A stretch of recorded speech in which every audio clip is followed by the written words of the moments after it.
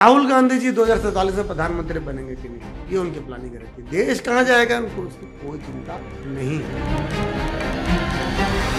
नेहरू जी पसंदीदा सिगरेट जब वो भूल जाते थे, उसको लेने के लिए राजकीय विमान स्टेट प्लेन बड़ा वाला दिल्ली जाके वापस आता था सिर्फ उस सिगरेट के डब्बे को लेने के लिए। वादा किया है शराबबंदी का और बेच रहे नकली शराब डबल। मैग्रेटो मॉल में भी जो हुआ बहुत चिंतनीय है और लोगों को गिरफ्तार किया जा रहा है। कैमरा देख के गिरफ्तार किया जा रहा है। क्या शासन ऐसा चाहती थी? नहीं। क्या ये हुआ? हाँ, ये जीसस क्राइस्ट की मूर्ति को टच नहीं किया गया है। सांता क्लॉज कोई भगवान नहीं है। आपको पता है सांता क्लॉज कौन है? कांग्रेस पार्टी ने सुपारी दे रखी है भूपेश बघेल जी को। किसके खिलाफ? कांग्रेस पार्टी के ही। और सुपारी दे रहे हैं राहुल गांधी। छत्तीसगढ़ में मैं एक बात और बता रहा हूँ आपको, ज्यादा बोलने वाले नहीं, ज्यादा काम करने वाले लोग पसंद किए जाते हैं। इन दिनों सोशल मीडिया पर एक पोस्ट बहुत वायरल है कि बहुत जल्द भारतीय जनता पार्टी छत्तीसगढ़ में मुख्यमंत्री का चेहरा बदलने वाली है। छत्तीसगढ़ बीजेपी कार्य समिति में बड़े बदलाव की बीजेपी हाईकमान की हरी झंडी का इंतजार है, क्योंकि संगठन पीएससी घोटाले में सबसे पहले सीबीआई जांच की मांग अगर किसी ने की थी तो उज्जवल दीपक जी ने की थी। मुझे लगता है अगर कोई ठान लेके उसको पढ़ाई करनी है तो पूरा समाज उसके साथ खड़ा होता है, और ये मेरे साथ हुआ है। So who is the better chief minister, doctor Raman Singh या फिर विष्णुदेव साय?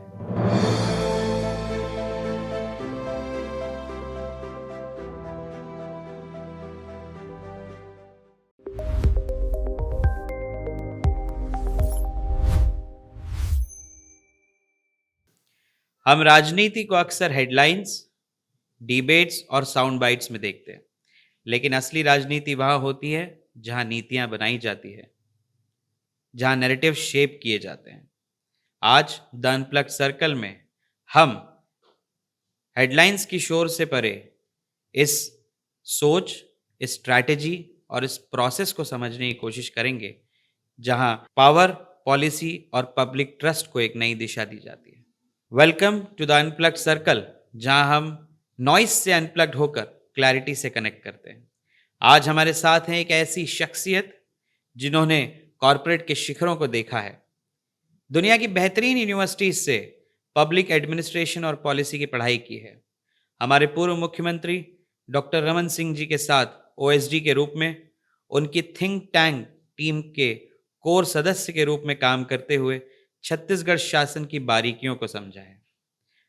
प्लीज वेलकम उज्जवल दीपक जी। उज्जवल जी, बहुत बहुत स्वागत है आपका और नमस्कार बहुत जी। बहुत धन्यवाद आपका हमारे शो के लिए समय देने के लिए। तो क्या चल रहा है आजकल छत्तीसगढ़ की राजनीति में? छत्तीसगढ़ की राजनीति साए साए चल रही है। हम लोग आज की इस बातचीत की शुरुआत करेंगे आपके शुरुआती दौर से। तो मेरे ख्याल से हमको शुरुआत करनी चाहिए आपके नाम से, क्योंकि आपका नाम राजनीति में बहुत डिफरेंट सा है, उज्जवल दीपक। और नॉर्मली ऐसा देखा जाता है उज्जवल भी नाम है, दीपक भी नाम है, आप अपना सरनेम लगाने को क्यों अवॉइड करते हैं? मेरा नाम संत कवि पवन दीवान जी ने रखा है उज्जवल, और पिताजी पत्रकार थे और हम पंडित सुंदरलाल शर्मा जी के परिवार से हैं। पंडित सुंदरलाल शर्मा जी ने छत्तीसगढ़ की पहली सोच, उन्हें प्रथम स्वप्न दृष्टा कहा जाता है छत्तीसगढ़ राज्य का, ये स्वप्न उन्होंने देखा था। वो एक ऐसी शख्सियत थे जिनको गांधी जी अपना गुरु मानते थे। उन्होंने दलितों के अधिकारों के लिए लंबी लड़ाई लड़ी, और इतनी लंबी लड़ाई लड़ी कि ब्राह्मण समाज ने उस समय उन्हें लगभग बायकॉट सा कर दिया था। उन्होंने दलितों को, भाई बहनों को एक ऐसे तालाब में नहलवाया जहां उनका नहाना मना था, एक ऐसे मंदिर में ले गए जहां उनका जाना मना था, और फिर उन सबको जनेऊ संस्कार करवा दिया था। और ऐसे कर्म के लिए, जब छुआछूत की जो भावना उस समय प्रबल थी पूरे देश में, जब गांधी जी ने देखा कि एक कोई है व्यक्ति पंडित सुंदरलाल शर्मा जो उनके संदेशों को और आगे बढ़ाने का काम कर रहे हैं, बल्कि और अच्छा कर रहे हैं, तो जब वो छत्तीसगढ़ आए तो उनकी मुलाकात हुई, और फिर उन दोनों ने मिलकर छत्तीसगढ़ राज्य में फ्रीडम मूवमेंट से लेकर छुआछूत हटाने तक हर चीज में एक बराबर की क्रांति की। मैं ऐसे परिवार से आता हूं और मेरे पिताजी उनसे बहुत प्रभावित थे। मेरे पिताजी का ऐसा मानना था कि जो पहला भेदभाव होता है वो आपके सरनेम से होता है। वो भेदभाव अच्छा भी हो सकता है और बुरा भी हो सकता है। अच्छा कैसे कि अच्छा वो आप उस जाति के हैं तो आपको सम्मान मिलेगा, अच्छा आप उस जाति के हैं तो आपको नीचे बिठाया जाएगा। उस समय ऐसी भावनाएं प्रबल थी। तो मेरे पिताजी ने तय किया कि हम अपना सरनेम हटा देते हैं और उन्होंने अपना सरनेम दीपक लिख लिया। और उसके बाद से आज तक मेरे परिवार में मेरी धर्मपत्नी, मेरी बेटी, मेरी बहनें, हर कोई अपने नाम के आगे दीपक लिखता है। तो दीपक को आपने एज अ सरनेम अपना लिया। जी। हमारी जो टीम है उन्होंने आपके प्रोफाइल पर बहुत रिसर्च किया।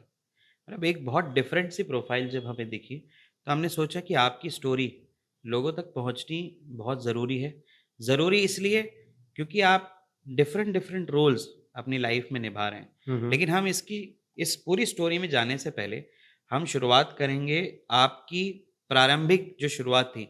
हमें जानकारी, हमारी टीम ने जो रिसर्च किया उसके अकॉर्डिंग आपने स्कूल के समय से काम करना शुरू कर दिया। जब कॉलेज में आप पढ़ाई कर रहे थे तब भी आप पार्ट टाइम जॉब कर रहे थे। अगर मैं गलत नहीं हूँ तो आपने शुरुआत करी थी सिम कार्ड बेचने से। सिम कार्ड बेचने से शुरुआत करी, फिर आपने अलग अलग बैंकों के अकाउंट ओपनिंग का काम किया, क्रेडिट कार्ड्स बेचे। तो रिलायंस का सिम कार्ड बेचने से लेकर रिलायंस के बोर्डरूम पहुंचने तक का जो सफर है, ये जानने में ना मेरा बड़ा इंटरेस्ट है। और मैं श्योर हूं कि सिर्फ मेरा ही नहीं, हमारी सारी ऑडियंस का भी बहुत इंटरेस्ट है। नवल जी, जन्म मेरा महासमुंद में हुआ और उसके बाद हम छत्तीसगढ़ के अलग अलग शहरों में रहे। होली क्रॉस स्कूल अंबिकापुर में मेरी शुरुआती शिक्षा हुई। उसके बाद दुर्ग में विश्वदीप स्कूल से मैं पढ़ा, रायपुर में सालिम स्कूल, सेंट जेवियर्स और उसके बाद विवेकानंद कॉलेज से पढ़ाई हुई। मैंने बैचलर ऑफ कॉमर्स किया। ये शुरुआती एक मैंने बहुत कम समय में जो बताया, बड़ी विस्तृत जानकारी। क्लास 10 से ही मुझे काम करने की इच्छा होती थी क्योंकि पिताजी एक ईमानदार पत्रकार थे और उस समय पत्रकारिता में तनख्वाह बहुत कम मिलते थे। हम 3 भाई बहन हैं, मम्मी पापा। क्लास 10th में ही मैंने पहली बार कोशिश की कि मैं अखबार बांटूं और सुंदर नगर में उस समय रहते थे और मैंने 1-2 दिन अखबार बांटा भी, पर फिर मज़ा नहीं आया। इतनी सुबह उठने में बहुत तकलीफ होती थी, 5 बजे, 5:30 बजे।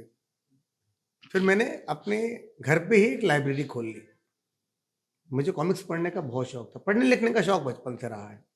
गंभीर नहीं तो कॉमिक्स ही पढ़ लेते थे। अखबार बचपन से पढ़ने का बड़ा शौक रहा है। तो घर में कुछ कलेक्शन था कॉमिक्स का, उसको लेके मैं अपने घर के टी टेबल को अपने गेट के बाहर रख के किताबें सजा दी, एक रस्सी टांग दी यहाँ से वहाँ और लाइब्रेरी खोल ली। तो सुंदर नगर के जितने मेरे मित्रगण थे उस समय, उससे 50 पैसे एक दिन 24 घंटे के लिए हम देते थे किराए पे। 1 रुपया अगर वो डाइजेस्ट होती थी फैंटम वाली तो 1 रुपये लगते थे। ऐसा करके छोटा मोटा काम, और उसका पर्पस जो था वो एक ही रहता था कि उस समय नई किताबें खरीद सकूँ। तो 7-8 दिन में मेरे पास एक नई कॉमिक आ जाती थी उस कमाई से। कुछ पैसे के कुछ खा पी लेते थे हम बच्चे लोग। ऐसा चालू हुआ कारोबार जिसको हम कह सकते हैं, पर मज़ा आता था, कुछ प्रोडक्टिव होता था। उसके बाद मालवी रोड में एक सेल की दुकान है, बहुत प्रसिद्ध सेल की दुकान है। वहाँ भी मैंने 1-2 दिन काम किया है। 12 रुपये मुझे मिलते थे एक दिन के, सुबह 10 से लेकर रात के 10 तक काम करने के लिए। तो मैं छुट्टियों में सैटरडे संडे को वहाँ चला जाता था, वहाँ काम करता था। इस विच फर्स्ट ईयर में जब मैं आया तो मुझे मोबाइल रखने का बड़ा शौक था और मोबाइल उस समय लॉन्च हुआ था। उस समय इसको आरपीजी सेलुलर कहते थे हम। आइडिया जो टेलीकॉम आज देखते हैं, उस समय आरपीजी सेलुलर होता था। पैसों की ज़रूरत तो थी ही, वो हमेशा रहती थी।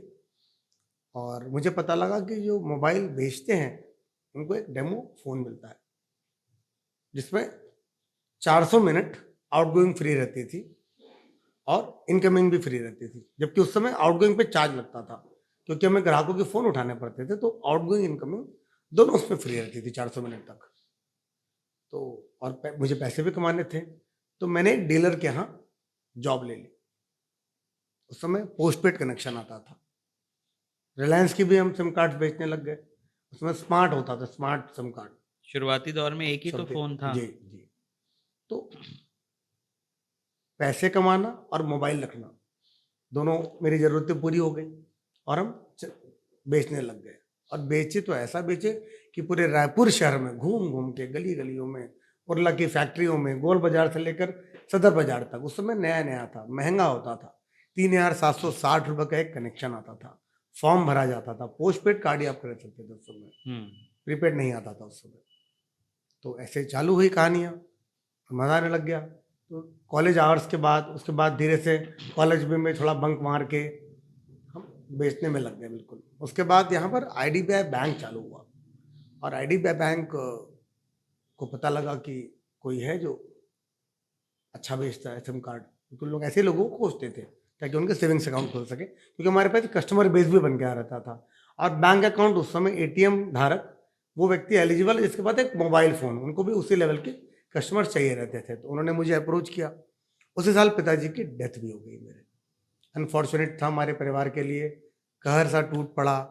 हम तीनों भाई बहन काम करने लग गए और उसी साल फिर मेरी IDBI बैंक में एक एक्सेप्शनल अप्रूवल लेके मुझे उन्होंने हायर किया, क्योंकि मैं उस समय ग्रेजुएट नहीं था। अच्छा। तो उन्होंने मुझे कॉन्ट्रैक्ट में रखा, पर सुविधाएं, तनख्वाह वही थी जो बाकी एम्प्लॉयज़ को मिलती थी, पर मैं कॉन्ट्रैक्ट में था। और फिर हमने ATM कार्ड खोलना चालू किया पूरे रायपुर शहर के लिए। एक ही बैंक था उस समय, modern private bank, schedule bank, जो रायपुर में खुला, राजभवन के सामने उसकी ब्रांच थी और एक ही ATM मशीन था। तो हम जब लोगों को ला के दिखाते थे कि आप रात को 12 बजे भी पैसे निकाल सकते हैं, तो बड़े आश्चर्यचकित हो जाते थे। हम दिखाते थे और उस समय ATM एकदम कड़क नोट निकलता था, बड़ा मजा आता था लोगों को। तो लोगों ने ATM कार्ड रखने के लिए ही IDBI बैंक में अकाउंट खोलना चालू किया और हमने बहुत अकाउंट खोले, हजारों अकाउंट खोलते थे महीनों के हम लोग। उसके बाद ICICI बैंक लॉन्च हुई, हमने वो बैंक ज्वाइन कर लिया। मैंने 1 साल वहाँ रहा। उसी समय मुझे पता लगा कि MBA करके कुछ होता है। अब MBA क्या होता है, कुछ इंटर्न्स ने बताया कि आपको MBA कर लेना चाहिए। तो मैंने रिसर्च करना चालू किया। उस समय इंटरनेट वगैरह तो ज़्यादा होता नहीं था, फिर भी हमने रिसर्च किया और पता लगा कि भाई मास्टर ऑफ बिजनेस एडमिनिस्ट्रेशन, इससे अच्छी जॉब मिल सकती है। कब तक सेल्समैन का काम करेंगे, किसी दिन मैनेजर बनेंगे। फिर मैंने जॉब छोड़ के कैट की तैयारी चालू की, कैट क्रैक किया और अपना MBA किया। वहाँ से फिर वहाँ प्लेसमेंट के जरिए टाटा में, टाटा क्रोमा जो आप इलेक्ट्रॉनिक चेन देखते हैं, वहाँ I was one of the very first employees where I started my job, and within 6 years I reach to the position of business head for the cash and carry division. इसी बीच एक दिन मुझे एक phone आता है कि रिलायंस एक लीडरशिप प्रोग्राम चालू कर रहा है, जिसमें वो लगभग 10 से 12 लोगों का चयन करेंगे पूरे देश से, और इन चुने हुए यंग प्रोफेशनल्स को अलग अलग फील्ड से ग्रूम किया जाएगा। उन्हें स्टैनफोर्ड, हार्वर्ड से उनकी पढ़ाई होगी और उनको रिलायंस का प्रेसिडेंट बनाया जाएगा, टॉप लीडरशिप पोजीशन दी जाएगी उनको। And it was personally sponsored by mister Mukesh Ambani. This programme was run by McKinsey. As you would know, McKinsey, it's a big consulting firm. They were planning a succession plan for Reliance. Reliance in 2011 was a 30-year-old company. People who had joined Reliance 30 years back, McKinsey came up and they planned a program called Reliance Accelerated Leadership Program, जिसमें उन अगली पंक्ति के नेतृत्व करने के लिए leaders का चयन कर रहे थे। लगभग 7 से 8 राउंड ऑफ इंटरव्यू के बाद, 2 से 3 महीनों के अंतराल के बाद मैं उसमें चयन हुआ और माननीय मुकेश अंबानी जी के साथ, जिन्हें हम MDA कहते हैं, वहाँ पे सबको एब्रिविएशन से जानते हैं हम। MDA यानी मुकेश धीरूभाई अंबानी, NMA यानी नीता मुकेश भाई अंबानी, मेरा नाम UVD था, उज्जवल वीरेंद्र दीपक, ऐसा सबको एब्रिविएशन से वहाँ पुकारा जाता है। वहाँ पे काम करने का मौका मिला। 2 साल मैंने उनके साथ सीखा, जामनगर से लेकर IPL तक हर चीज़ में हम इन्वॉल्व रहते थे। एंटिलिया की पार्टीज से लेकर पताल गंगा तक जो उनका प्लांट है, हजीरा, हम हर चीज़ सीख रहे थे कि रिलायंस एज ए कंपनी कैसे चलती है। ये पूरी जर्नी रही मेरी, सिम कार्ड बेचने से लेकर रिलायंस के बोर्ड रूम तक। अब हम थोड़ा वापस आते हैं। आपकी ये जर्नी हमने समझी कि कैसे रिलायंस के सिम कार्ड बेचने से लेकर रिलायंस के बोर्ड रूम तक, एंटीलिया की पार्टीज तक, और उनके प्लांट तक आपने सब कुछ बहुत करीब से देखा। ये वो जॉब होती है जो 2010 के दौर की बात नहीं, आज भी कई लोग हैं जिनके लिए ड्रीम जॉब है। आपने उस बोर्डरूम, उस ड्रीम जॉब को छोड़कर छत्तीसगढ़ की राजनीति में आने का जो फैसला किया, वो कौन-सा एक पल था जिसने आपका माइंडसेट पूरी तरह से चेंज किया और आप छत्तीसगढ़ की राजनीति में आ गए?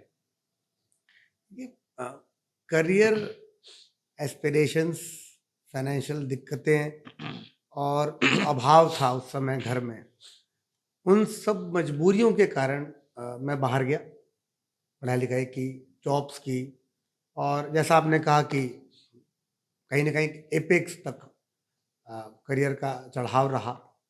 और रिलायंस में जब हम काम करते थे तो बर्ड्स आई व्यू जिसे हम कहते हैं, यहाँ से पूरा कॉरपोरेट सेक्टर, पूरा भारत देखने को मिला।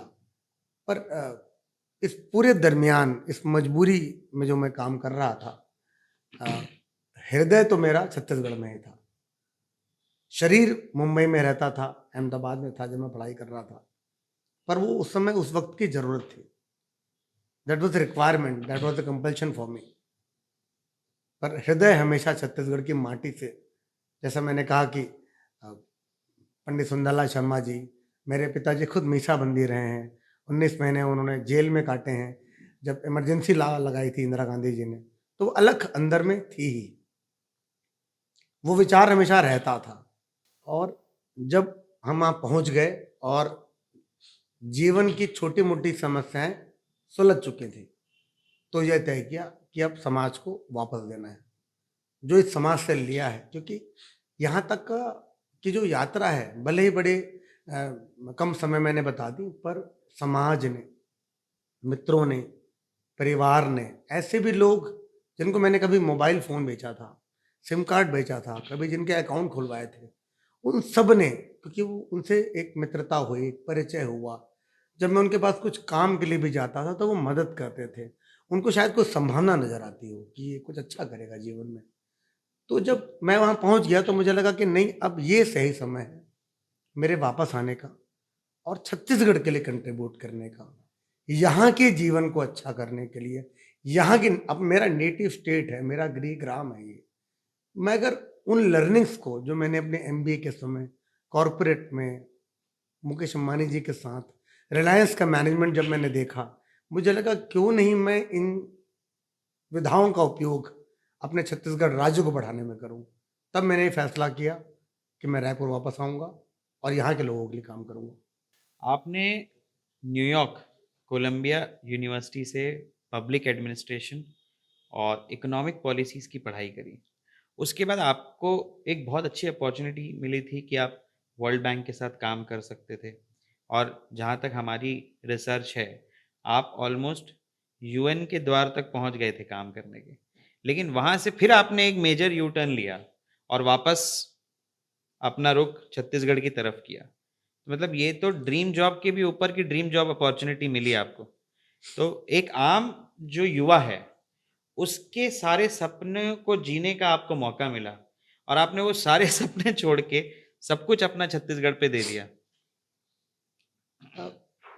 इन दोनों के बीच में एक काल था, मेरे कोलंबिया यूनिवर्सिटी जाने से पहले और रिलायंस छोड़कर छत्तीसगढ़ आने के बीच, जब मैंने आदरणीय डॉक्टर रमन सिंह जी, भूतपूर्व मुख्यमंत्री और वर्तमान विधानसभा अध्यक्ष के साथ काम करने का मुझे सौभाग्य मिला और मैं कुछ अंतराल तक उनका OSD भी रहा।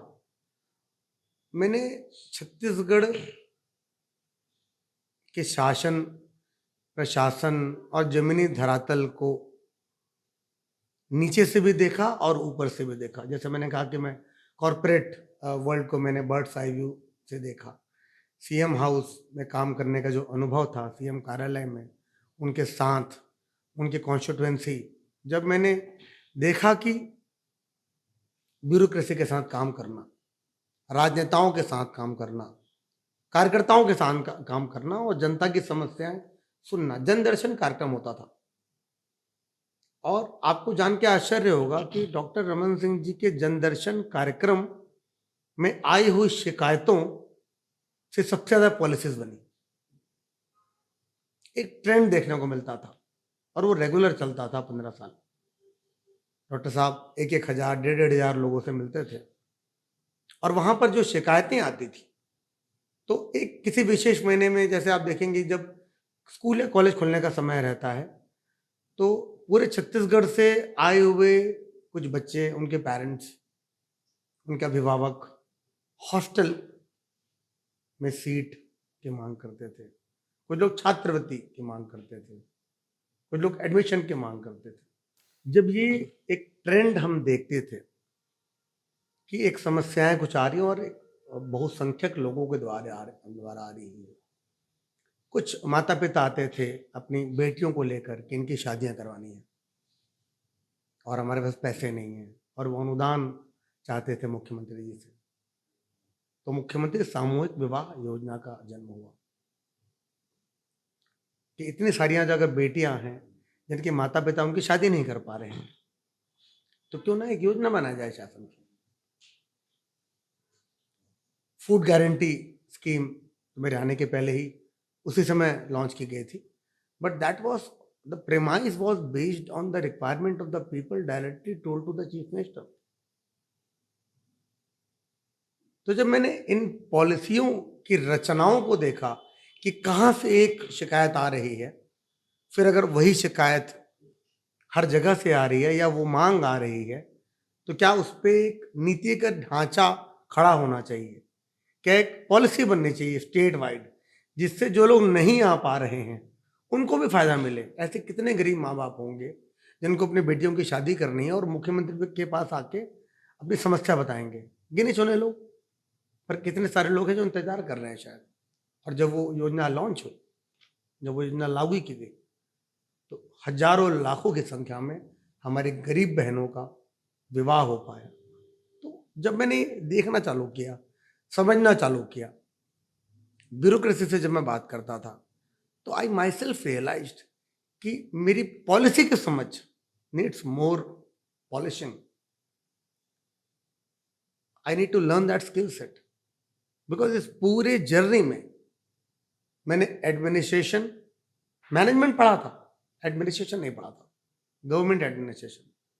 मैंने पॉलिसी का अध्ययन नहीं किया था, मैंने मार्केटिंग की थी, मैंने मार्केटिंग वाली इकोनॉमिक्स तो पढ़ी थी, बट मैंने एडमिनिस्ट्रेटिव इकोनॉमिक्स नहीं पढ़ी थी, राज्य कैसे चलता है। That's when I thought of applying to Columbia. It's an Ivy League, one of the best places to learn administration. पूरे विश्व से 35 लोगों का चयन हुआ, मिड करियर प्रोग्राम था, मेरे साथ अलग अलग देशों से आए हुए लोग थे, पाकिस्तान, चाइना के साथ हम साथ में प्रोजेक्ट्स करते थे। वहां पे एक बड़ा नेटवर्क बना। आज कहीं ना कहीं वहां पढ़ने के कारण हर देश में मेरा एक मित्र है, क्योंकि पूरे विश्व के लोग वहां पढ़ने आते थे।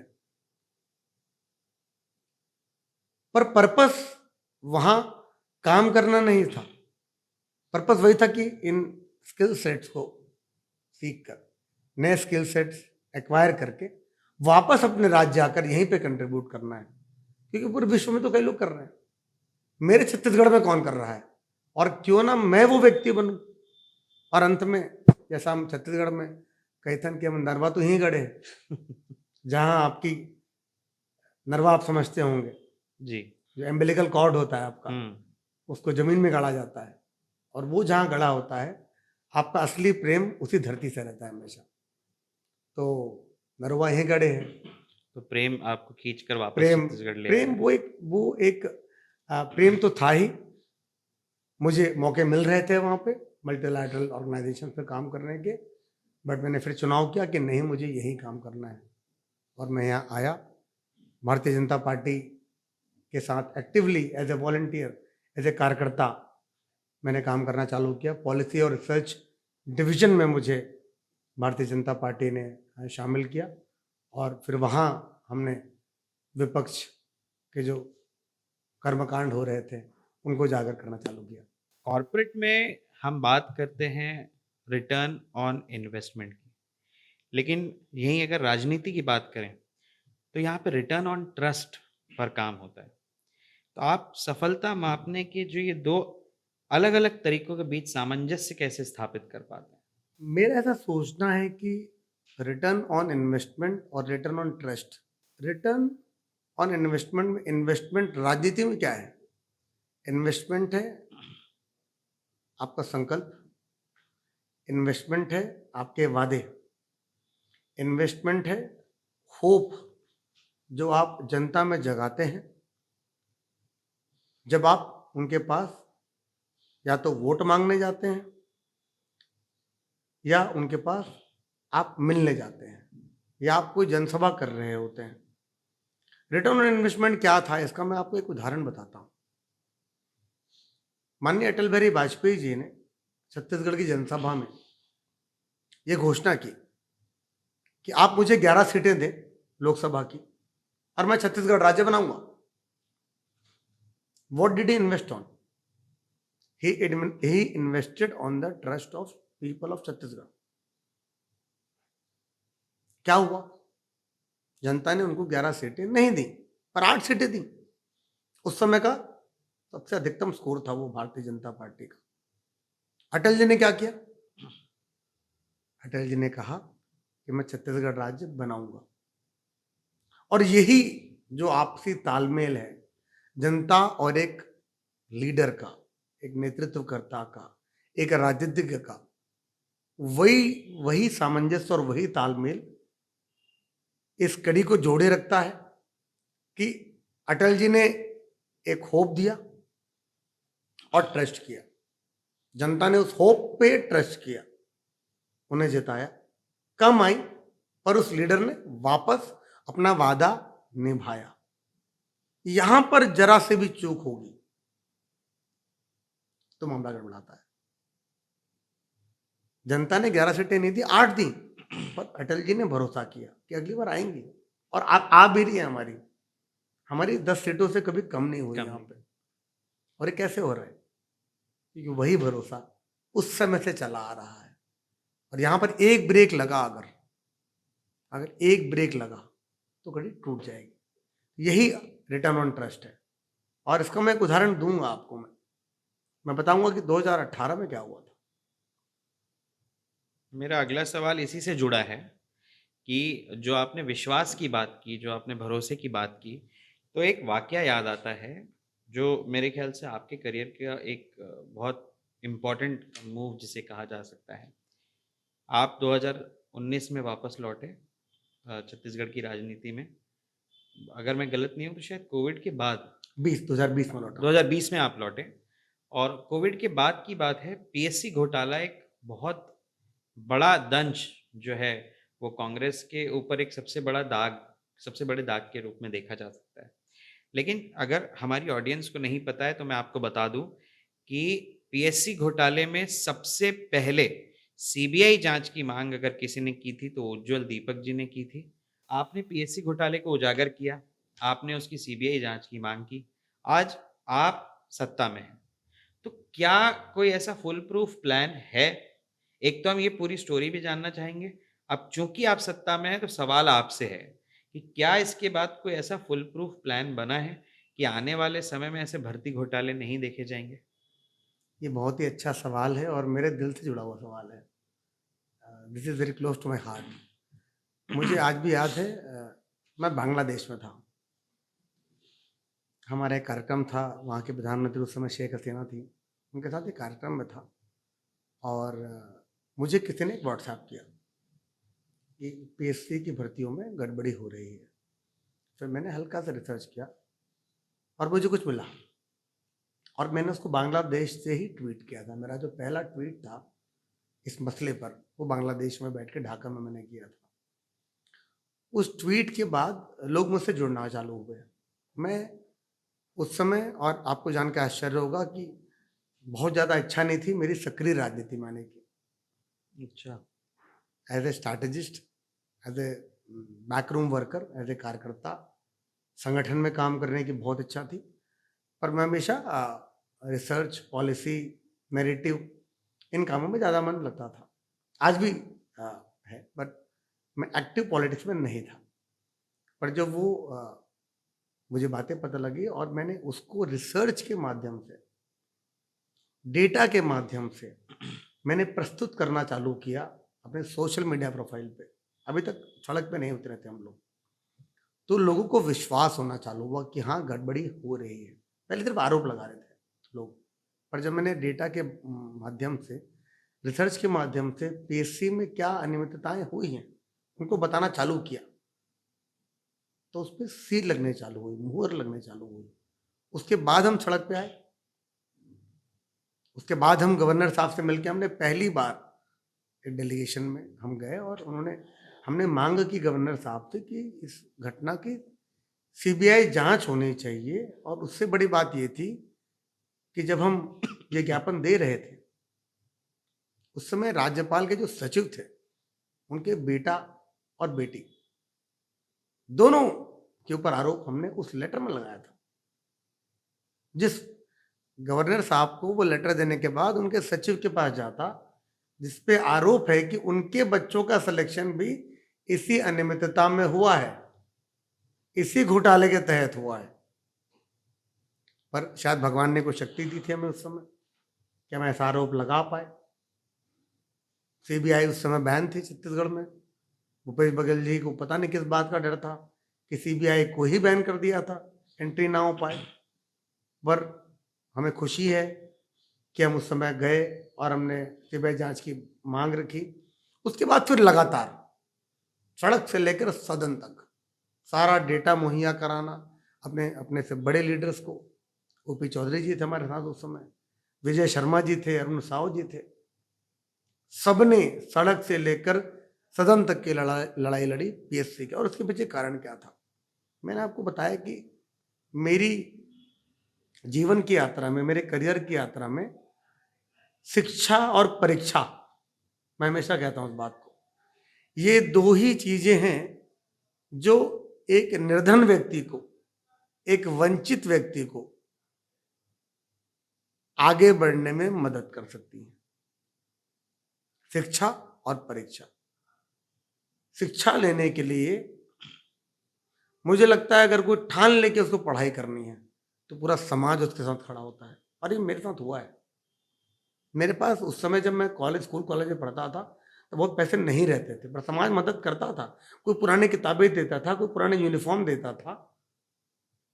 और आपके पास भी अगर कोई आ जाए बच्चा कि मुझे पढ़ाई करनी है और मदद चाहिए, तो मुझे लगता है कि आप भी अपनी कमाई का एक छोटा सा अंश उसको दे देंगे।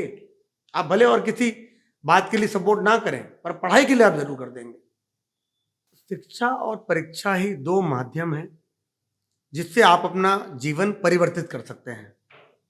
अच्छी शिक्षा लीजिए, परीक्षाओं की कमी नहीं है, आपको कोई नहीं रोक रहा है परीक्षा में बैठने से, उस परीक्षा को निकालने में और एक बड़ा व्यक्ति बनने में, एक बड़ा अधिकारी बनने में। तो जब मेरे जीवन में इन दोनों चीजों ने जब इतनी महत्वपूर्ण भूमिका निभाई हुई है, मैंने कैट की तैयारी की है, मैंने जीमैट दिया है, मैंने जीआरई दी है, मैंने यूपीएससी भी दिया है, पर उस समय क्योंकि फोकस कुछ और था तो मैं यूपीएससी क्रैक नहीं कर पाया। तो मैं रिलेट कर पाया कि अगर शिक्षा लेने के बाद उस परीक्षा में घोटाला हो रहा है, जहां पर उस शिक्षा का उपयोग करके व्यक्ति अपने जीवन में बदलाव ला सकता है, और उस बदलाव को आने से रोका जा रहा है कुछ संगठित गिरोहों द्वारा, जो उस परीक्षा में घोटाला करके अयोग्य लोगों को, अप्रशिक्षित अशिक्षित लोगों को अपने रिश्तेदारों का चयन कराना चाहता है वहां पे। तो वो बात मुझे बहुत खटकी, और इस बात के दूरगामी परिणाम बता रहा हूं आपको मैं। उस पीएससी परीक्षा में अगर कोई अयोग्य व्यक्ति चयनित हुआ है, आने वाले 15 सालों में, 10 सालों में, 12 सालों में जब भी अर्हताएं होती हैं, सीनियोरिटी के हिसाब से वो आईएएस या आईपीएस बनेगा। करेक्ट। और वो इस राज्य का नीति निर्धारण करेगा। जब हम 50-60 साल के रहेंगे, जब हमारे बच्चे आगे बढ़ते रहेंगे, तो मुझे यही लगा कि क्या मेरे बच्चों का भविष्य, इस छत्तीसगढ़ राज्य का भविष्य ये अयोग्य व्यक्ति तय करेगा जिसने भ्रष्टाचार से वो कुर्सी पाई है, और जो व्यक्ति पैसे देकर उस पद पे बैठा है, पद पे बैठने के बाद कितना भ्रष्टाचार करेगा वो। तो कुछ ज्वलंत प्रश्न हमारे मन में चल रहे थे उस समय, और इसलिए बिना डरे सरकार से, उस समय आपको मालूम है सरकार कितनी तानाशाह थी, लोगों पे एफआईआर कर दी जाती थी, पत्रकारों को ड्रग्स रख के अंदर करवा दिया जाता था, उनके घर तोड़ दिए जाते थे, लोग मना भी करते थे मुझे, पर हृदय में ज्वाला थी, पैशन था, और हम सत्य के साथ थे, हमें कोई डर नहीं था। उस पैशन ने इस लड़ाई में बड़ी भूमिका निभाई, लाठी डंडे खाए हमने, हमारे कई मित्र जेल गए, अखिल भारतीय विद्यार्थी परिषद के हमारी महिला कार्यकर्ताओं को बाल पकड़ के घसीटा गया, बम फेंका गया, लोगों को चोटें आई और दमन करने की कोशिश की गई। और इस पूरे विवाद को भूपेश सरकार ने उस समय लाइटली लिया, और एक के बाद हर परीक्षा में, चाहे वन रक्षक परीक्षा हो, चाहे इंस्पेक्टर भर्ती परीक्षा हो, चाहे अगली पीएससी परीक्षा हो, मैंने उन सवालों को निकालना चालू किया जिन सवालों को पूछा जा रहा था उस प्रश्न पत्र में, और ऐसे उल जुल सवाल, वो उन सवालों का उत्तर केवल उसी व्यक्ति को मालूम रह सकता था जिसको वो प्रश्न पत्र मालूम है। जैसे आपको एक बताता हूँ, एक क्वेश्चन था उसमें कि माननीय मुख्यमंत्री भूपेश बघेल जी राजनांदगांव कब गए थे इस महीने में, एक प्रश्न था। अभी जनरल नॉलेज तो है नहीं, बिल्कुल ये जबरन नॉलेज है। जबरन नॉलेज कैसा? ये बात तो कई बार हम तो ओएसडी रहे हुए हैं, हमें मालूम रहता था कि मुख्यमंत्री जी, पर आज एग्जैक्ट पूछेंगे कि पिछले महीने राजनांदगांव, तो मुझे भी देखना पड़ेगा। पीएससी का अभ्यर्थी इस क्वेश्चन को क्यों याद करेगा? ऐसे प्रश्न पत्र जानबूझ के सेट किए गए थे ताकि उनको बेनिफिट मिल सके। एक अच्छा पढ़ा लिखा पीएससी का अभ्यर्थी इस सवाल को छोड़ देगा, और जिस व्यक्ति को इसका आंसर मालूम है वो इस सवाल को टिक करेगा, तो उसको मिलेगा एज। और इस घोटाले में बड़ी सफाई से इंटरव्यू में इन सफल अभ्यर्थियों को कम नंबर दिए गए, प्रश्न पत्र में ज्यादा नंबर दिए गए, क्योंकि क्या होता है, बड़े चालाक समझते थे अपना को, बड़ा होशियार समझते थे लोग। इनको लगता था कि प्रश्न हमेशा इंटरव्यू में उठते हैं, हम इंटरव्यू में इनको कम नंबर देंगे। मैं डेटा और रिसर्च आप जो कह रहे थे उसको यूज किया हमने इस घोटाले के परतें खोलने में, और प्रश्न पत्र में उन्होंने घोटाला किया। अब उसमें कोई क्वेश्चन उठा नहीं सकता, सबको समान प्रश्न पत्र मिला था। प्रश्न पत्र लीक करने का साहस किसमें उसमें, कि कौन उठाएगा बात के प्रश्न पत्र लीक हुआ है? तो अब पता लग रहा है कि प्रश्न पत्र लीक हुए थे, लोगों की भूमिकाएं थी। रामन सिंह थोरवाने के सारे परिवार के लोग कैसे डीएसपी और डिप्टी कलेक्टर बन चुके थे। वो मुझे लगता है कि वो एक जीवन का टर्निंग पॉइंट था। और आपका जो प्रश्न है उसका उत्तर ये है कि केवल बयानबाजी से, केवल बोलने से इस समस्या का हल नहीं होगा। अगर आप मुझसे प्रश्न पूछना चाहते हैं, हमारे निर्णयों ने ये बता दिया है पिछले 2 साल में, आप अखबारों के फ्रंट पेज उठा के पढ़िए पीएससी के नतीजे आने के बाद, कि कैसे कोई रिक्शे वाले का बच्चा, किसी मजदूर का बच्चा, किसी गरीब घर का बच्चा आज पीएससी निकाल रहा है, और वो जाके इंटरव्यू दे रहा है, वो पॉडकास्ट कर रहा है कि हाँ मैंने निकाला है। सबसे अजीबोगरीब बात जो उस समय थी कि जे बच्चे जिनका सिलेक्शन होता था, ना तो किसी लाइब्रेरी जाते थे पढ़ने के लिए, ना किसी मॉक इंटरव्यू में जाते थे, ना किसी कोचिंग इंस्टीट्यूट में पढ़ते थे, और चयन होने के बाद ये किसी को इंटरव्यू नहीं देते थे क्योंकि इनको आता ही नहीं था कुछ। इस बात को भी हमने हाईलाइट किया था कि इंटरव्यू करते हैं, चलिए इनका, ये तो बाकी बच्चों के लिए नजीर है। अब जो बच्चे चयनित हो रहे हैं, पारदर्शिता आई है। आज युवाओं को विश्वास है कि अगर वो पढ़ लिख कर नालंदा परिसर में जाकर, लाइब्रेरी में 24 घंटे बिताकर अगर वो पीएससी का पेपर लिख के आ रहा है और अगर अच्छा लिखा है तो उसका चयन होगा। बस इतना ही हमें अचीव करना था। इसके बाद प्रश्न पत्र अच्छे हों, मूल्यांकन अच्छा हो, कोई उसमें बदमाशी ना हो, कोई लीक ना हो, कोई बेचा ना जाए, कोई पद ना बेचा जाए, योग्य व्यक्ति का सिलेक्शन हो, यही हमारी सरकार का परम लक्ष्य है। बिल्कुल। और मुझे ऐसा लगता है कि शायद आपका जो ये जवाब है वो निश्चित रूप से बहुत से ऐसे अभ्यर्थी हैं जो अभी भी पीएससी की तैयारी कर रहे हैं, उनमें एक आशा और विश्वास जगाएगा कि निश्चित तौर पर आगे इस तरीके के भर्ती घोटाले कम से कम छत्तीसगढ़ में हमको देखने को नहीं मिलेंगे। एक सवाल, एक बहुत महत्वपूर्ण सवाल है जो विपक्ष लगातार आप लोगों को जिस पर घेरने का प्रयास कर रहा है। हमारे वित्त मंत्री ओपी चौधरी जी ने विजन 2047 नवा अंजोर डॉक्यूमेंट लॉन्च किया, लेकिन अगर विपक्ष की माने या विपक्ष की सुने तो उनका सवाल भी जायज़ है। उनका कहना है कि ये डॉक्यूमेंट जो है भ्रमित काल और हवा हवाई है। विजन, फिलहाल छत्तीसगढ़ के लोगों को विजन नहीं, भोजन और रोजगार की जरूरत है। जमीन पर बढ़ती बेरोजगारी और महंगाई के बीच आप इस लंबी अवधि के विजन को कैसे जस्टिफाई करेंगे? यही एक बेसिक फर्क है कांग्रेस पार्टी और भारतीय जनता पार्टी में।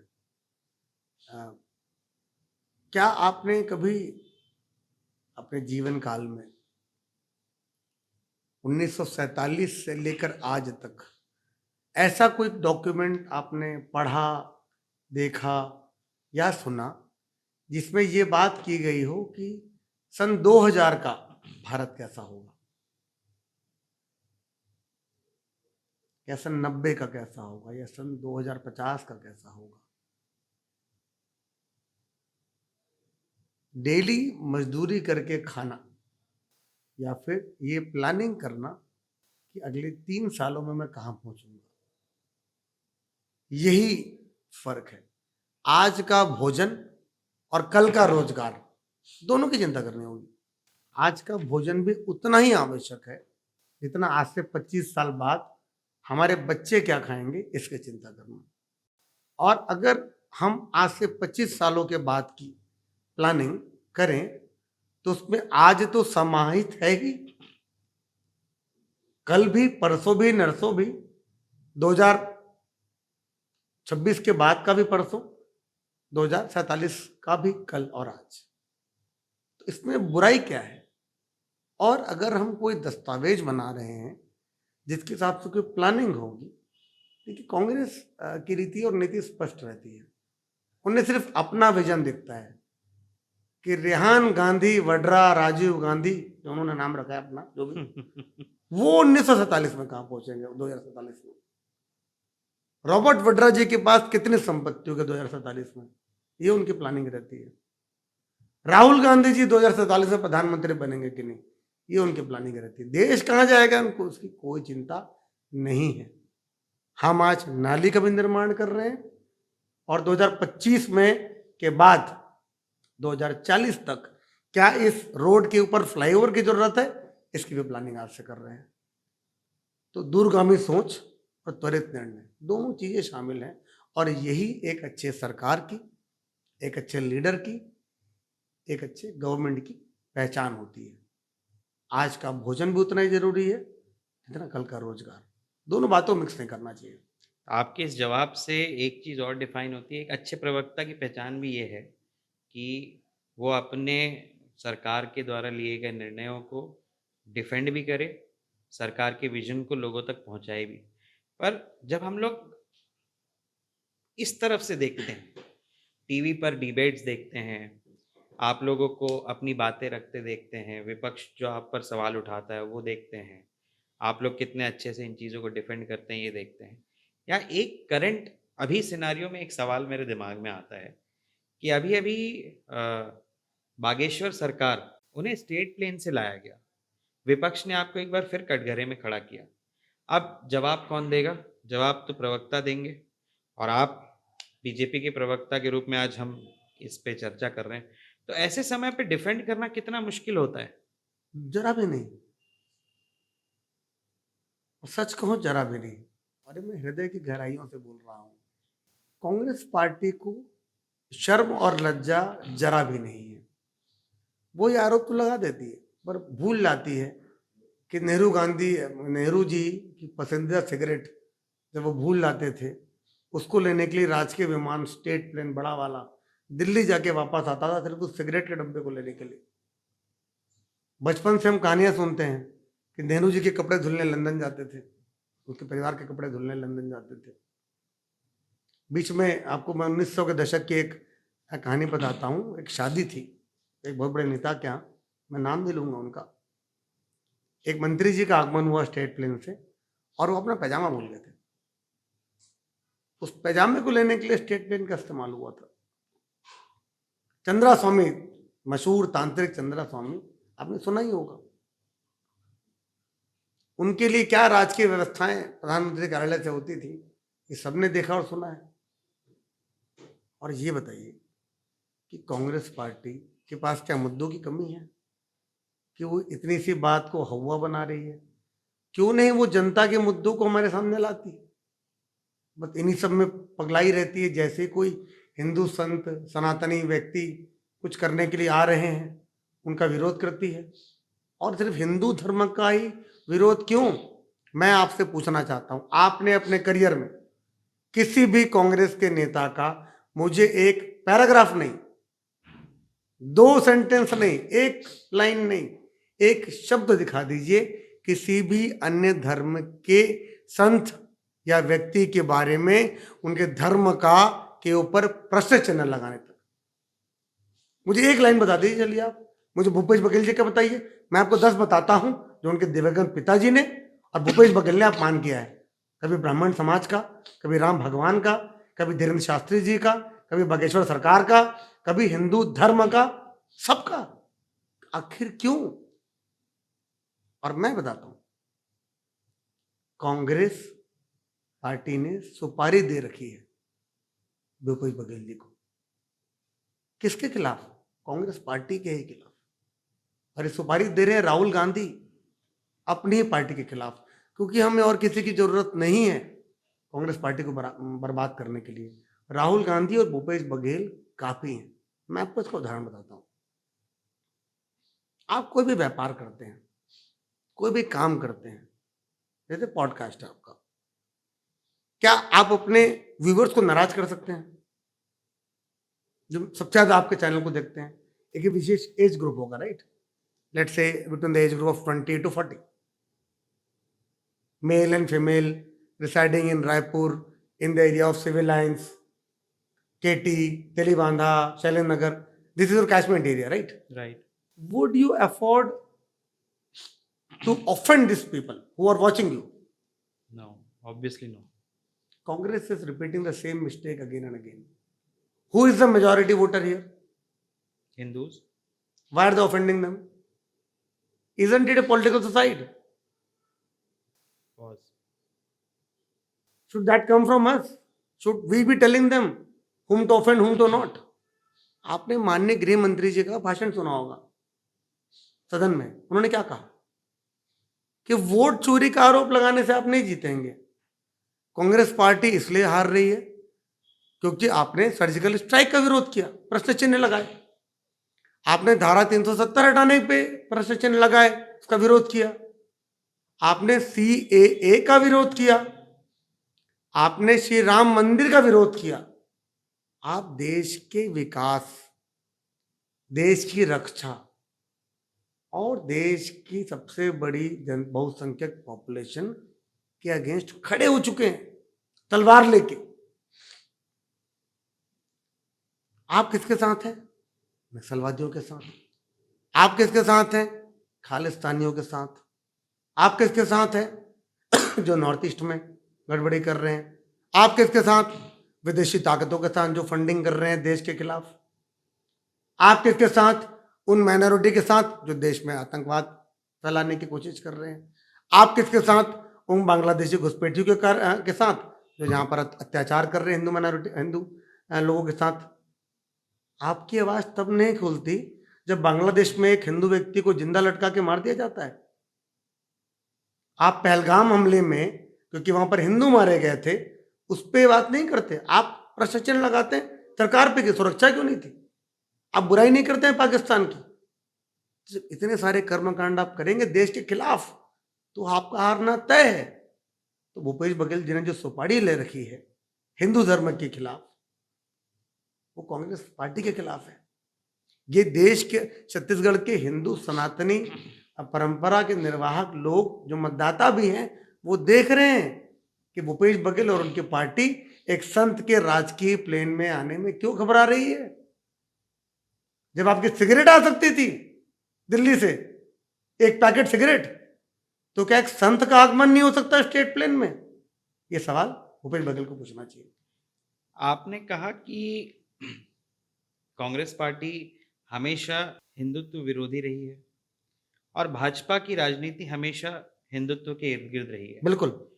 2024 का जो नतीजा है, जो लोकसभा चुनाव के नतीजे आए, तो आपको नहीं लगता क्योंकि उसी साल श्री राम मंदिर का निर्माण हुआ और बहुत मतलब वो एक ऐसा मौका था जिसे पूरे देश ने सेलिब्रेट किया और ये माना गया कि अब जो है भाजपा को लोकसभा के चुनावों में 400 पार जाने से रोकना बिल्कुल मुश्किल है, लेकिन उसी मेजॉरिटी वोटर ने आपको 240 सीटों पर लाकर खड़ा कर दिया, तो कहाँ कमी रह गई?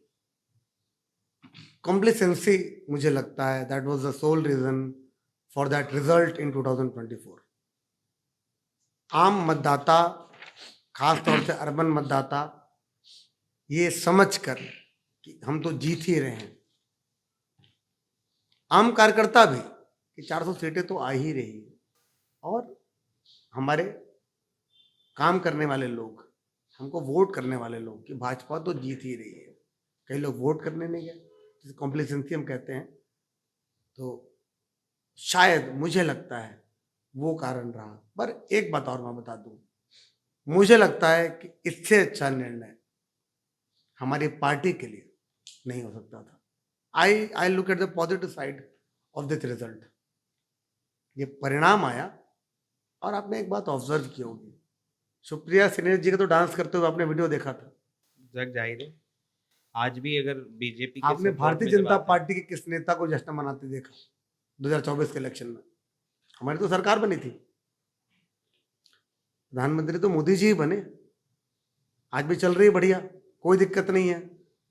पर हमने जश्न नहीं मनाया, हमने आत्ममंथन किया, हमने आत्मचिंतन किया, हमने तैयारी चालू की। उसका परिणाम क्या रहा? दिल्ली, हरियाणा, महाराष्ट्र और अब बिहार। मुझे लगता है कि अगर उस समय 2024 में हमें वो वांछित सफलता मिल जाती थी तो वो कॉम्प्लिसेंसी के कारण हम इन राज्यों को इतने अच्छे से नहीं जीत पाते जैसा आज जीते हैं। तो हमारा कार्यकर्ता रिचार्ज हुआ, हम रिचार्ज हुए, हमें समझ में आ गया कि हर चुनाव को गंभीरता से, उतनी ही शिद्दत से, उतने ही पैशन से लड़ना होगा जैसे हम पहले से लड़ते आ रहे हैं। और आपने देखा होगा कि 2024 के बाद भाजपा री एनर्जाइज हो गई है और कांग्रेस पार्टी उस वहम के कारण, उस अहंकार के कारण कि 100 सीटें जीत गए, फिर एक धरातल में decline चली शुरू हो गई। गया। तो that was the best result if I may say. तो हमने लोकसभा चुनाव के नतीजों की बात करी, थोड़ा पीछे चलते हैं, हम बात करते हैं 2018 के जो विधानसभा के चुनाव थे उसकी। उस दौर में आप डॉक्टर रमन सिंह के ओएसडी रहे, आप उनकी थिंक टैंक कोर टीम का हिस्सा थे। ये वो समय था जब आपने जनता के जनादेश में एक अलग ही बदलाव देखा कि जनता ने प्रदेश में आपको विपक्ष में बिठाया। इससे क्या सबक लिया आपने? जैसा मैंने कहा कि 2024 के निर्णय जो में जनादेश मिला, उससे मुझ जैसे लाखों कार्यकर्ता सहित पार्टी ने भी बहुत कुछ ऑब्जर्व किया और सीखा। 2018 का चुनाव निस्संदेह एक ऐतिहासिक जनादेश था हमारे खिलाफ। और क्यों हुआ वो आप याद कीजिए, मैं उस समय आपको कह रहा था 2018 का जो था, और वो जो क्वेश्चन था आपका ट्रस्ट वाला, तो दो बातें थी उस समय अगर हम जितना समझ पाए। एंटी इनकम्बेंसी नहीं थी डॉक्टर साहब के खिलाफ, हमारी पार्टी अच्छा कर रही थी, मगर सरकार अच्छा कर रही थी। हमसे एक भूल हुई थी, और ये मेरा पर्सनल वक्तव्य है, हमसे एक भूल हुई थी। हमने 2013 के चुनाव में ये वादा किया था कि धान पे इतना बोनस मिलेगा, और किन्हीं कारणोंवश कुछ रेगुलेटरी रीजंस थे, हम वो बोनस 2 साल का नहीं दे पाए। बाद में हमें दो साल का देने का मौका मिला, पर आखिरी के 2 वर्ष फिर भी छूट गए। कांग्रेस पार्टी आती है अपना मैनिफेस्टो लेके और वो कहती है कि हम 2 साल का आपको जो बकाया बोनस है वो हम देंगे। हम धान का भी जो मूल्य है वो 2500 के 2800 रुपये देंगे। वो कहती है कि हम किसानों का कर्जा माफ करेंगे। ये 3 प्रमुख वादे थे और उससे बड़ा एक और वादा था शराबबंदी का। 4 बड़े वादे कांग्रेस पार्टी ने किए और हम ये वादे, एक तो हमने मैच नहीं किया तो 2 साल का प्राइस तो बाकी था, पेंडिंग था वो देना लोगों को, किसानों को जो सबसे बड़ी पॉपुलेशन है छत्तीसगढ़ में। हमने किसी कर्ज माफी का वादा नहीं किया था और हमने धान खरीदी का भी जो मूल्य है उस पर भी कोई बात नहीं की थी अपने मैनिफेस्टो में। जनता ने कांग्रेस को हाथों हाथ लिया क्योंकि बम्पर उनका एक कह सकते हैं मैनिफेस्टो था। ये हुआ और हम चुनाव हार गए। जो ट्रस्ट हम पे किया गया था 2013 में, जिस ट्रस्ट पे हम आए थे, वो कहीं ना कहीं उसमें कमी रहेगी उसको पूरा करने में। ऐसा नहीं था कि हमारे पास बजट नहीं था, बजट था, फंड भी था उस योजना के लिए, कुछ रेगुलेटरी रीजन से करके हम देने में सक्षम नहीं थे, ना ही कोई नया वादा कर पाए। अब कांग्रेस पार्टी की बात सुनिए। कांग्रेस पार्टी 2018 में ये वादा करके आई थी कि शराबबंदी करेगी। किया क्या उन्होंने? नकली शराब बेची, नकली होलोग्राम लगा के। 2 काउंटर थे एक शराब दुकान में, एक असली एक नकली। वादा किया है शराबबंदी का और बेच रहे नकली शराब डबल। उन्होंने वादा किया था कि 2 साल का बोनस जो हमने नहीं दिया था उसको वो देंगे, पूरा नहीं हुआ। 2023 के चुनाव में क्या हुआ? अगेन मिसट्रस्ट, इन्होंने तो धोखा दिया था, निपटा दिया कांग्रेस को।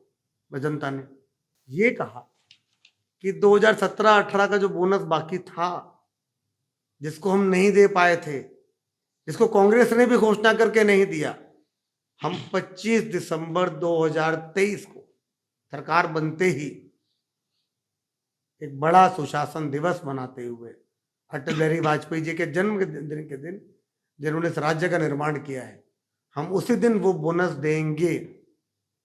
जनता को पता था कि ये पार्टी से गलती जरूर हुई है पर ये वादा निभाती है, इन पे हम भरोसा कर सकते हैं। जनता ने फिर हमको जिताया, जनता ने विश्वास किया और फिर उस विश्वास को निभाते हुए 25 दिसंबर को सुशासन दिवस मनाते हुए हमने एक एक व्यक्ति के खाते में वो बोनस डाला। उसमें बड़े एक इंटरेस्टिंग किस्सा है, कुछ लोगों की मृत्यु हो चुकी थी उस समय, जिनको मिलना था, जिन किसानों को खोज खोज के उनके घर वालों को दिया गया पैसा। तो we corrected that thing. So that's what happens in politics. If you break the trust, you'll get the result. हम कहते हैं मोदी की गारंटी। मोदी की गारंटी क्या होती है? गारंटी के पूरा होने की गारंटी। अब लोग भरोसा करते हैं। आप याद कीजिए 2023 के चुनाव में हमने वादा जब किया था, हमने वादा किया 3100 रुपये धान का रेट मिलेगा। आप याद कीजिए कांग्रेस ने क्या वादा किया? 3200 रुपये। 3200 रुपये। हमने मेहतारी बंधन में वादा किया कि हम 1000 रुपये प्रति माह देंगे। कांग्रेस ने क्या किया? 1250 रुपये। छत्तीसगढ़ की महिलाओं को वादा था 250 रुपये सब्जी के ठेले में। जब हमारी छत्तीसगढ़ी मेहतारी बहनें जाती हैं तो 5-5 रुपये का धनिया और मिर्ची भी उन लोग पुरौने में ले लेते हैं। हमारी माता भी, हमारी बहनें भी। 250 रुपये का सवाल था नवल जी, लोगों ने भरोसा नहीं किया। हमारे किसान भाई 100 रुपये प्रति क्विंटल देने की बात की थी भुज बघेल ने, लोगों ने भरोसा नहीं किया। भरोसा किस पे किया? जिसने 15 साल से डिलीवर किया था। एक ही बार चूक हुई, जो 15 साल से जो डिलीवर किया था उस पर भरोसा किया, मोदी जी पे भरोसा किया। और आज देखिए हर महीने 700 करोड़ रुपए के लगभग मेहतारियों को 1000 रुपये जाता है। 3100 रुपये क्विंटल दाना 21 क्विंटल तक हमारी सरकार खरीद रही है और एक मुश्त पैसा दे रही है, किस्तों में नहीं दे रही है। ये राजनीति है, ये ट्रस्ट है, विश्वास है, कमिटमेंट है। छत्तीसगढ़ की एक बड़ी आबादी जो है वो युवाओं की है। अब चूंकि आप पॉलिसी और रिसर्च टीम का हिस्सा है बीजेपी के, शासन में भी जो पॉलिसीज बनती है उसमें आपका योगदान होता है, तो आने वाले समय में युवाओं के लिए क्या ऐसी योजनाएं हैं जो एक मील का पत्थर साबित हो सकती हैं?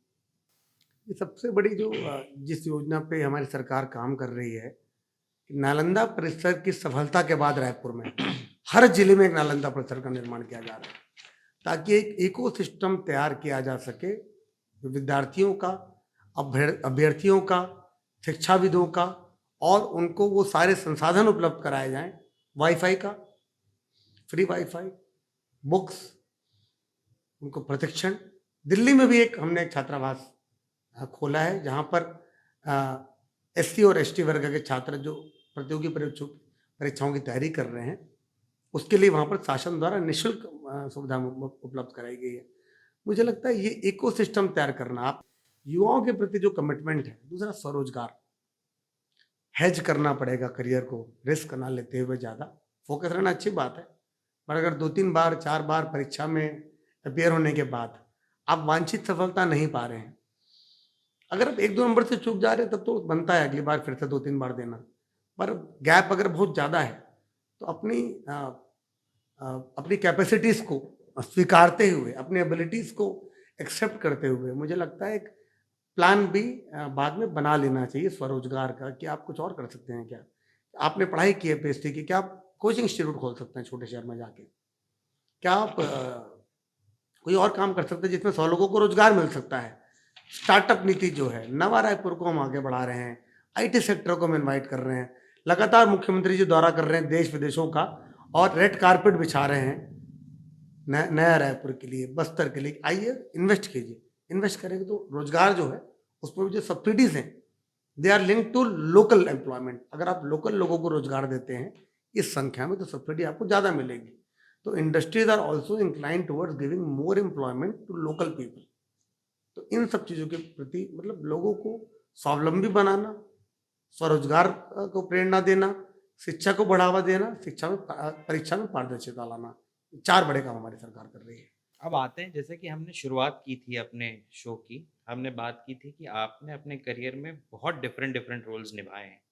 पिछले 25 साल से आप मोटर स्पोर्ट्स एसोसिएशन के माध्यम से मोटर स्पोर्ट्स को बढ़ाने का काम कर रहे हैं, और लगभग 8 से 9 बार छत्तीसगढ़ में बड़े अंतर्राष्ट्रीय स्तर के अभूतपूर्व आयोजन किए।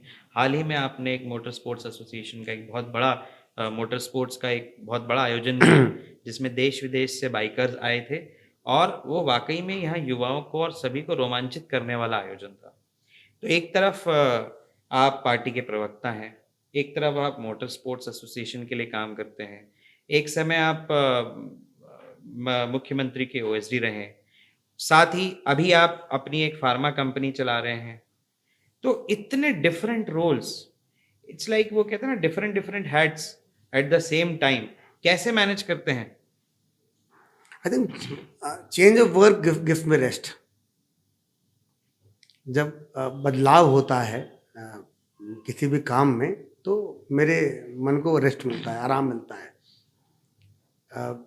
हर चीज़ का पर्पस अलग है, but one common thing is that every skill, every passion, every work teaches you something for the other job. मैंने अपने कॉरपोरेट के एक्सपीरियंस को कहीं ना कहीं राजनीति में उपयोग किया है। राजनीति में जो बातें सीखी, जो मैनेजमेंट लेसन्स मैंने देखे, उसको अपने उद्योग में इम्प्लीमेंट किया है।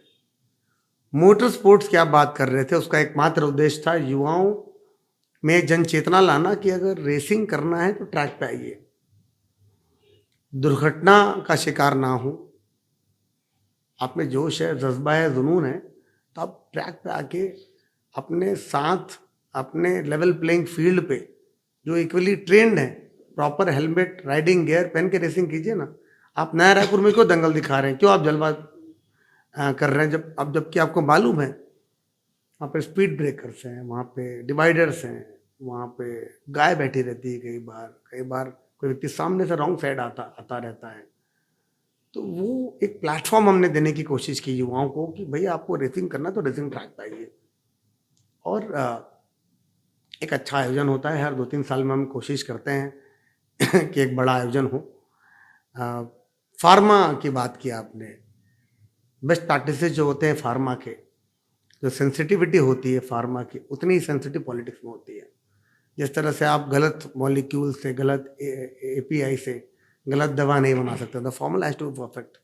आई use that formula management practice in politics. The formula has to be perfect, whether it's policy making, whether it's a जनसभा, whether I'm in a debate, और whether a narrative is being set. सारी चीज़ें proper मात्रा में, formula उनका ratio perfect होगा तभी एक अच्छी दवाई का निर्माण होता है. और इसी तरह राजनीति में भी जब सारी चीज़ें परफेक्ट रहेंगी तभी एक अच्छी सरकार चलती है. आपकी इन सब पहचान के बीच में एक महत्वपूर्ण चीज़ जो मैंने बचा कर रखी थी वो है आपका फिल्म मेकिंग का शौक. आपके फिल्म मेकिंग का मैं ऑडियंस को एक उदाहरण बता दूं जो शायद आप में से बहुत सारे लोग इस बात से अवेयर नहीं होंगे. 2018 के पहले जब हम मूवीज़ देखने जाते थे मल्टीप्लेक्स में, तो छत्तीसगढ़ के लोक कलाकारों के द्वारा छत्तीसगढ़ की अलग अलग पर्यटन स्थलों के साथ राष्ट्रगान का एक वीडियो चला करता था. वो वीडियो उज्जवल दीपक जी ने उस पूरे फिल्म के डायरेक्टर उज्जवल दीपक जी थे. और एक चीज़ आपको बताऊं, अमेज़ॉन प्राइम पर एक बहुत अच्छी सीरीज़ है, फिल्म है माय क्लाइंट्स वाइफ. वो भी आपने डायरेक्ट की है? नहीं, हमने बनाई है. अच्छा, आपने प्रोड्यूस की है. हम सबने कुछ मित्रों ने मिलके. तो ये फिल्म मेकिंग जो it's all together a very different area. तो इतने सब चीज़ के बाद फिर फिल्म मेकिंग भी करना, मतलब इस बारे में थोड़ा बताएंगे, ये जो आपका एक्सपीरियंस रहा. जब मैं महाराष्ट्र में था तो मैंने वहाँ एक कल्चर देखा, एक संस्कृति देखी कि फिल्मों के पहले जनगण मन वहाँ पे स्क्रीन किया जाता था. उस समय मैं जॉब ही करता था, तो मैंने सोच के रखा था कि जब भी मैं छत्तीसगढ़ वापस जाऊँगा तो मैं ऐसी कोई कोशिश करूँगा कि, और आपको याद होगा कि अरपा पैरी के धार के पहले कोई ऐसा गीत नहीं था जो छत्तीसगढ़ को, पूरे छत्तीसगढ़ को एक सुर में पिरो सके. अलग अलग गीत, संगीत, वाद्य यंत्र, नृत्य कलाएं हैं छत्तीसगढ़ में, पर ऐसा कोई एक गीत नहीं था. तब मैंने सोचा कि वो ऐसा कौन सा एक क्रिएटिविटी, ये कौन सी कृति हो सकती है तो शायद ये प्रयास करे. और जब मैं देखता था महाराष्ट्र में कि लोग वहाँ पर जनगण मन के लिए खड़े होते हैं, भारत माता के जय बोल के बैठते हैं. आमतौर पे स्कूल कॉलेज से निकलने के बाद हम, अगर आप राजनीति में नहीं हैं या प्रशासन में नहीं हैं, तो आप राष्ट्रगान को भूल चुके होते हैं. आप राजनीति में हैं तो कार्यक्रम में राष्ट्रगान आपको बजाने और सुनने को मिलता है. आप प्रशासन में तो कार्यालय में मिलता है. पर आम व्यक्ति जो एक व्यापारी है, बच्चा है जो स्कूल नहीं जा रहा है अभी, महिलाएं हैं घर की, वो कब राष्ट्रगान गाती हैं? तो सिनेमा हॉल एक ऐसा माध्यम मैंने देखा जहाँ पे लोग सिर्फ राष्ट्रगान को याद करते हैं, खड़े होते हैं, सम्मान करते हैं. और उसको हमने छत्तीसगढ़ की गरिमा से, छत्तीसगढ़ के पर्यटन स्थलों से, छत्तीसगढ़ के ब्रांड एम्बेसडर तीजन बाई जी से लेकर सुरेंद्र दुबे जी तक, आदरणीय लेट सुरेंद्र दुबे जी तक, लेट लक्ष्मण मस्तूरिया जी थे उसमें, अनुज शर्मा थे, राजेश चौहान मशहूर क्रिकेटर, अलग अलग विधाओं में जिन्होंने छत्तीसगढ़ को प्रसिद्धि दिलाई हुई है, उनको हमने छत्तीसगढ़ के अलग अलग पर्यटन स्थलों पे खड़ा कर उनसे एक लाइन गवाई, उसको एक सूत्र में पिरोया, और फिर उसको महामहिम राज्यपाल जी ने, महामहिम मुख्यमंत्री, माननीय मुख्यमंत्री जी ने 1 नवंबर 2011 को छत्तीसगढ़ राज्य निर्माण दिवस के उपलक्ष्य में राजभवन में गरिमामय कार्यक्रम में उसको लॉन्च किया था. और उसके बाद जब मैं फिल्में देखने जाता था तो लोग मुझे बोलते थे कि आप तो खड़ा करा देते हैं वहाँ फिल्म देखने के पहले. पर गर्व की अनुभूति आज भी है. बाद में कुछ सुप्रीम कोर्ट के निर्णय के कारण पूरे देश में उसके फिल्मांकन पे बैन लगा और सिर्फ आप अब लाइन्स चला सकते हैं जनगण की. पर अब मैं देखता हूँ कि शायद उसका भी पालन नहीं होता. कई मूवी हॉल्स में जनगण मन का मेंशन नहीं किया जाता. आप जिस पार्टी से बिलोंग करते हैं उसकी मुझे ऐसा लगता है कि कांग्रेस से ज़्यादा दुश्मनी पॉलिटिकल एनालिस्ट जो हैं उनसे होती है, जो विश्लेषण करते हैं या जो आकलन करते हैं कि अब बीजेपी का अगला मूव ये होगा, लेकिन उन सभी के एनालिसिस को एकदम सिरे से नकारते हुए ऐसा डिसीजन लेते हैं कि सब निशब्द हो जाते हैं और फिर वो कनेक्ट भी नहीं कर पाते कि हाँ मैंने उस समय इस शो में बोला था, देखिए ये हुआ. इसका बेहतरीन एग्जाम्पल है कि आपने हमारे छत्तीसगढ़ भारतीय जनता पार्टी के जो प्रभारी थे नितिन नवीन जी, अभी भी हैं फिलहाल तो प्रभारी, तो उन्हें अचानक कार्यकारी राष्ट्रीय अध्यक्ष बीजेपी का बना दिया और फिर से एक बार सबको सरप्राइज कर दिया। आज उनकी उम्र 45 साल है। आपको ऐसा लगता है कि क्या वे पार्टी को चला पाने में सक्षम हैं इतने कम एज में?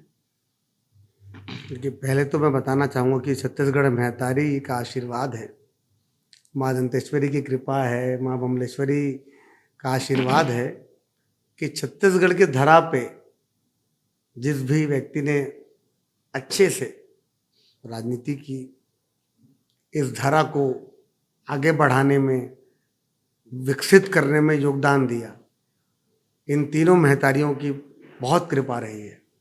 मैं चालू करूंगा आदरणीय नरेंद्र मोदी जी से। हमारे संगठन मंत्री होते थे नरेंद्र मोदी जी 2001 में। उसके बाद वो सीधे मुख्यमंत्री बने और फिर इस देश के यशस्वी प्रधानमंत्री बने। फिर हमारे प्रभारी थे राजनाथ सिंह जी, वो राष्ट्रीय अध्यक्ष बने, केंद्रीय मंत्री बने। आदरणीय धर्मेंद्र प्रधान जी राष्ट्रीय केंद्रीय मंत्री हैं अभी। उसके बाद जगत प्रकाश नड्डा जी, जो यहाँ के प्रभारी के बाद सीधा राष्ट्रीय अध्यक्ष बने। माननीय नितिन नवीन जी ने जब पदभार संभाला यहाँ पर सह प्रभारी का, उसके तुरंत बाद वो बिहार में जाके पीडब्ल्यूडी मिनिस्टर बन गए थे। शुरुआत तो वहीं पर हो गई थी और उसके बाद उनको प्रभारी का पूर्णकालिक दायित्व मिला।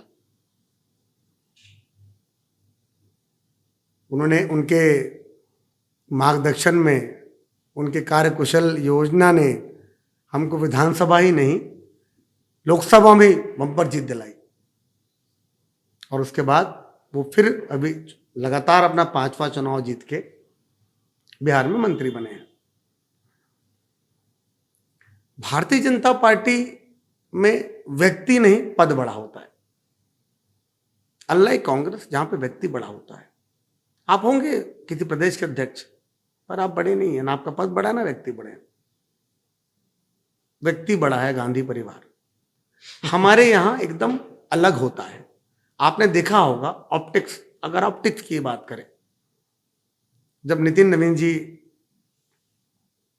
की घोषणा हुई कार्यकारी अध्यक्ष की, उम्र में भी और पद में भी उस समय एक दिन पहले तक भारतीय जनता पार्टी के कई नेताओं से बहुत छोटे थे, पर दिल्ली की मुख्यमंत्री उन्हें लेने पहुंचती हैं। घंटों एयरपोर्ट पे इंतजार करते हैं क्योंकि फ्लाइट लेट थी। उनकी फ्लाइट 4.5 घंटा लेट से पहुंची थी, मैं उस दिन दिल्ली में था। उनको लेने के लिए पार्टी के कई बड़े नेता इंतजार करते हैं,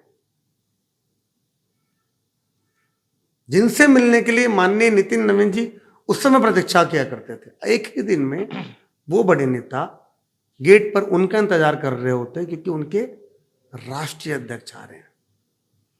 नितिन नवीन जी केवल उस पद पे सुशोभित किए गए हैं। हमारे यहां उस राष्ट्रीय अध्यक्ष के पद की महत्ता है, इंपॉर्टेंस है, प्रोटोकॉल है और आदर है।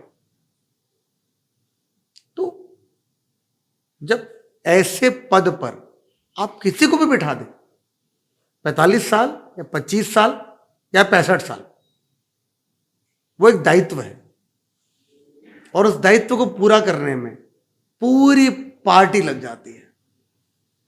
पूरी पार्टी। क्या आपने भारतीय जनता पार्टी के करोड़ों असंख्य सदस्य हैं, कई लोग मुख्यमंत्री हैं, कई लोग राष्ट्रीय अध्यक्ष आज बनना चाहते होंगे, सबकी इच्छा होती है। क्या आपने किसी की भी मुख से एक भी वाक्य शब्द सुना? क्या किसी ने बाइट आके दी टीवी चैनल पर? क्या किसी ने कोई ऐसी, कोई उपवास पे बैठ गया, कोई धरने पे बैठ गया, कोई को भवन में जाके बैठ गया? क्या आपने कभी ऐसा सुना? और ऐसा क्यों?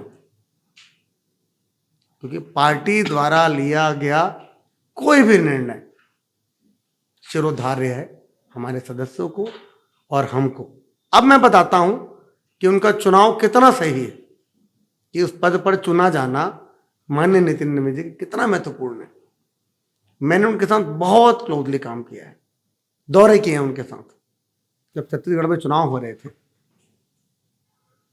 एक आम भावना बता रहा हूं कि भारतीय जनता पार्टी के जीतने के चांसेस बहुत कम थे, ऐसा माना जाता था। आपने आदरणीय हमारे अभी के राष्ट्रीय अध्यक्ष नड्डा जी का बयान सुना होगा। राष्ट्रीय भारत मंडपम में उन्होंने जब सबका स्वागत किया था, तब उन्होंने कहा था कि अकल्पनीय जीत छत्तीसगढ़, अकल्पनीय, मतलब कल्पना नहीं थी। मुझे आज भी याद है, जिस दिन रिजल्ट आ रहे थे, मुझे दिल्ली से कई बड़े नेताओं के फोन आ रहे थे, यार ये तो सरप्राइज गिफ्ट दे दिया आप लोगों ने, हमने तो कल्पना भी नहीं की थी। मध्य प्रदेश राजस्थान बराबर बराबर चल रहा था, छत्तीसगढ़ को लोग कहीं ना कहीं डिस्काउंट कर दिए थे कि नहीं, भूपेश बघेल की सरकार से जीतना मुश्किल है। और मुझे मालूम है कि हमें मालूम था कि हम चुनाव जीत रहे हैं। और वो कैसे?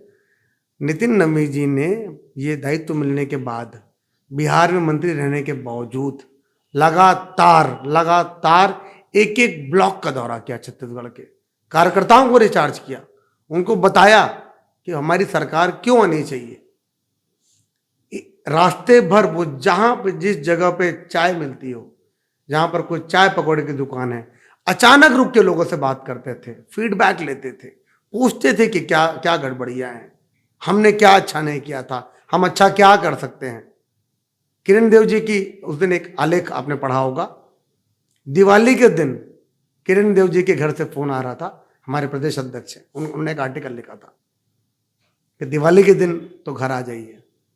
तो नितिन नवीन जी ने उनको कहा कि मैं बिहार से आया हूँ और अब यही आपका घर है और मैं ही आपके परिवार का सदस्य हूँ और हम दिवाली दोनों भाई साथ में मनाएंगे। ऐसे कर्मठ संगठन के व्यक्ति हैं नितिन नवीन जी, और जिन्होंने उनके साथ काम किया है वो इस बात से भली भांति परिचित है। तो अगर ऐसे व्यक्ति को भाजपा चुन के राष्ट्रीय अध्यक्ष की जिम्मेदारी दे रही है, कार्यकारी अध्यक्ष की, तो ये सिर्फ किसी नाम को उठा देना नहीं है, प्रॉपर रिसर्च, कार्यशैली और 2047 की विजन के साथ यह निर्णय लिया गया है। अगर आपको लगता है कि सिर्फ शोर है तो नहीं, ये सोच है। भारतीय जनता पार्टी में पहली बार ऐसा देखा गया है, भारतीय जनता पार्टी की शुरुआत से लेकर आज तक, कि कार्यकारी अध्यक्ष की नियुक्ति की गई। एक अध्यक्ष पूर्णकालिक अध्यक्ष के रहते, तो क्या ये संदेश है कि अब जिनको कार्यकारी अध्यक्ष नियुक्त किया यही पूर्णकालिक अध्यक्ष होंगे? भारतीय जनता पार्टी का शीर्ष नेतृत्व हमेशा इन बातों को तय करता है सोच विचार के।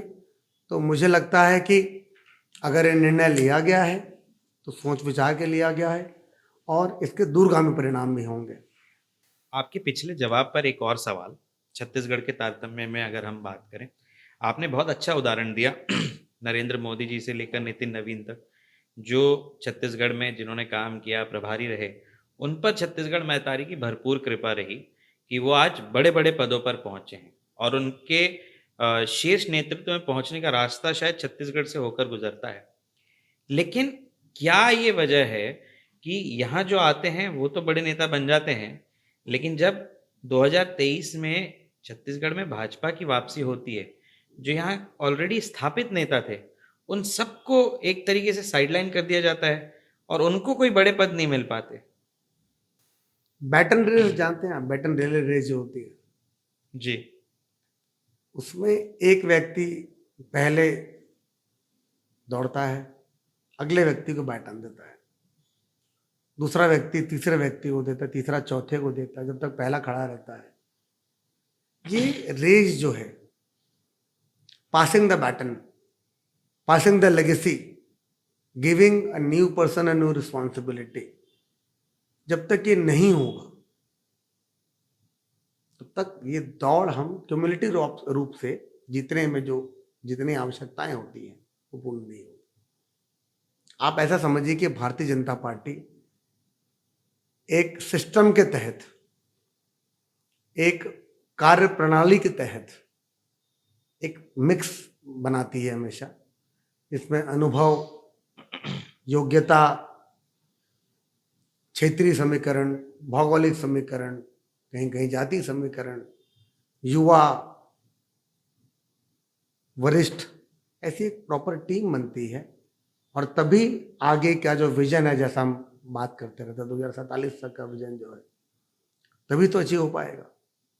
तो और इसमें मुझे लगता है कि किसी को साइडलाइन कभी नहीं करती पार्टी।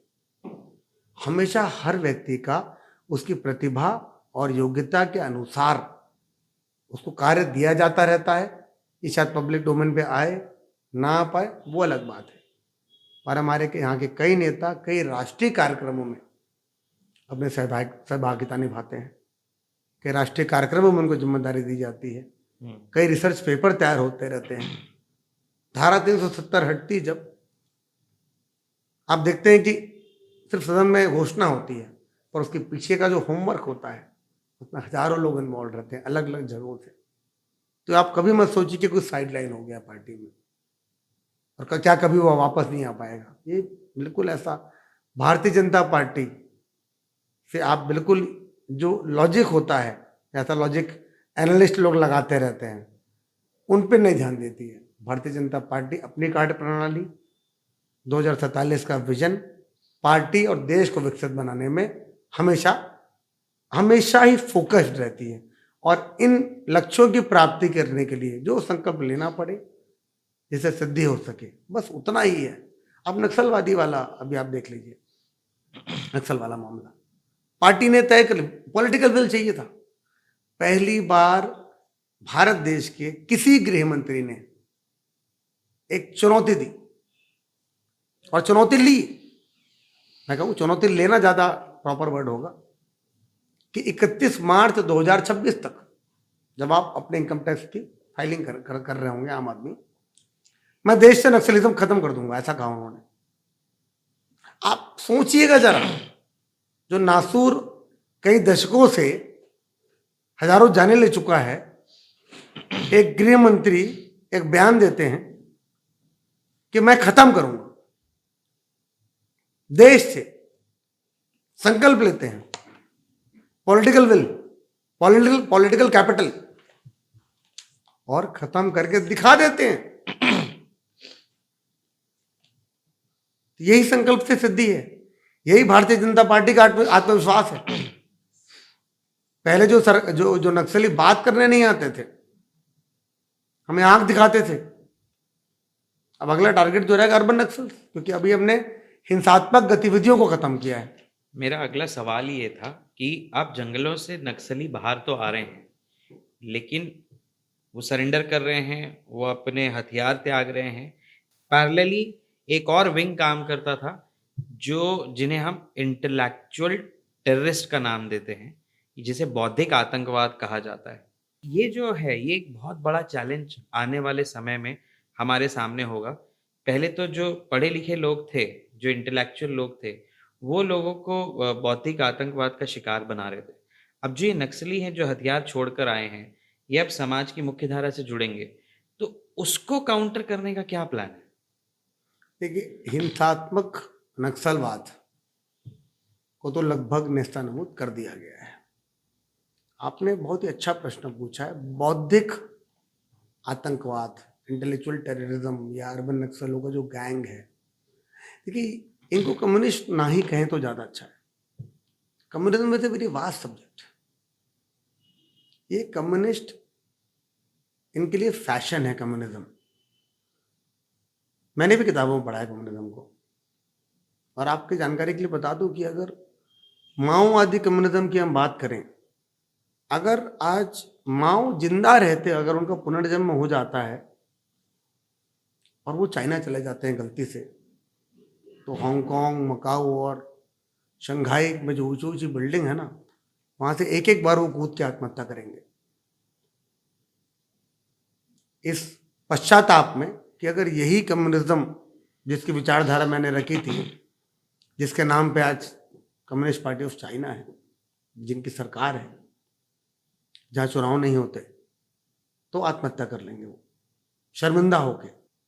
और कम्युनिस्टों की जो विचारधारा होती है बड़ी अजीबोगरीब होती है। जैसे कि सबके पास समान पैसा रहना चाहिए, ठीक है, सब लोग सिमिलर लेवल पे रहें। अब सबको आप अमीर तो बना नहीं सकते, तो अच्छा ऑप्शन क्या बचा, सबको गरीब बना दो, हो गया काम। कम्युनिज्म का एजेंडा क्लियर हो गया, सबके पास समान गरीबी है, समान अमीर तो बना ही नहीं सकते आप। और ये आलस्य को बढ़ावा देते हैं, ये कंट्रीब्यूट नहीं करना चाहते समाज में, ये सिर्फ किताबों में रमे रहना चाहते हैं, अपने बच्चों को भी प्रख्यात यूनिवर्सिटीज में भेजते हैं विदेशी फंडिंग में, ताकि वो जो आदिवासी जंगल में उनके लिए खाना पका रहे हैं उनके नक्सलियों के लिए, उसकी रक्षा कर सके उनका जो बेटा जो हार्वर्ड है वहाँ कहीं और पढ़ रहा है। ये छद्म कम्युनिज्म है, छद्म साम्यवाद भी छद्म है इनका पूरा। इनको जल जंगल जमीन से कोई लेना देना नहीं है, ये पैसों पे बिकने वाले लोग हैं जो समाज के एक बड़े वर्ग को अपनी बौद्धिक क्षमता से प्रभावित करते हैं, बुरे ढंग से, नेगेटिवली। आपको मैं एक घटना बताता हूं। सरकार बस्तर में पुलों का निर्माण कर रही थी। अचानक एक दिन एक पुल के अंतिम छोर पे बीच में पुलिस वाले देखते हैं एक मंदिर बन गया।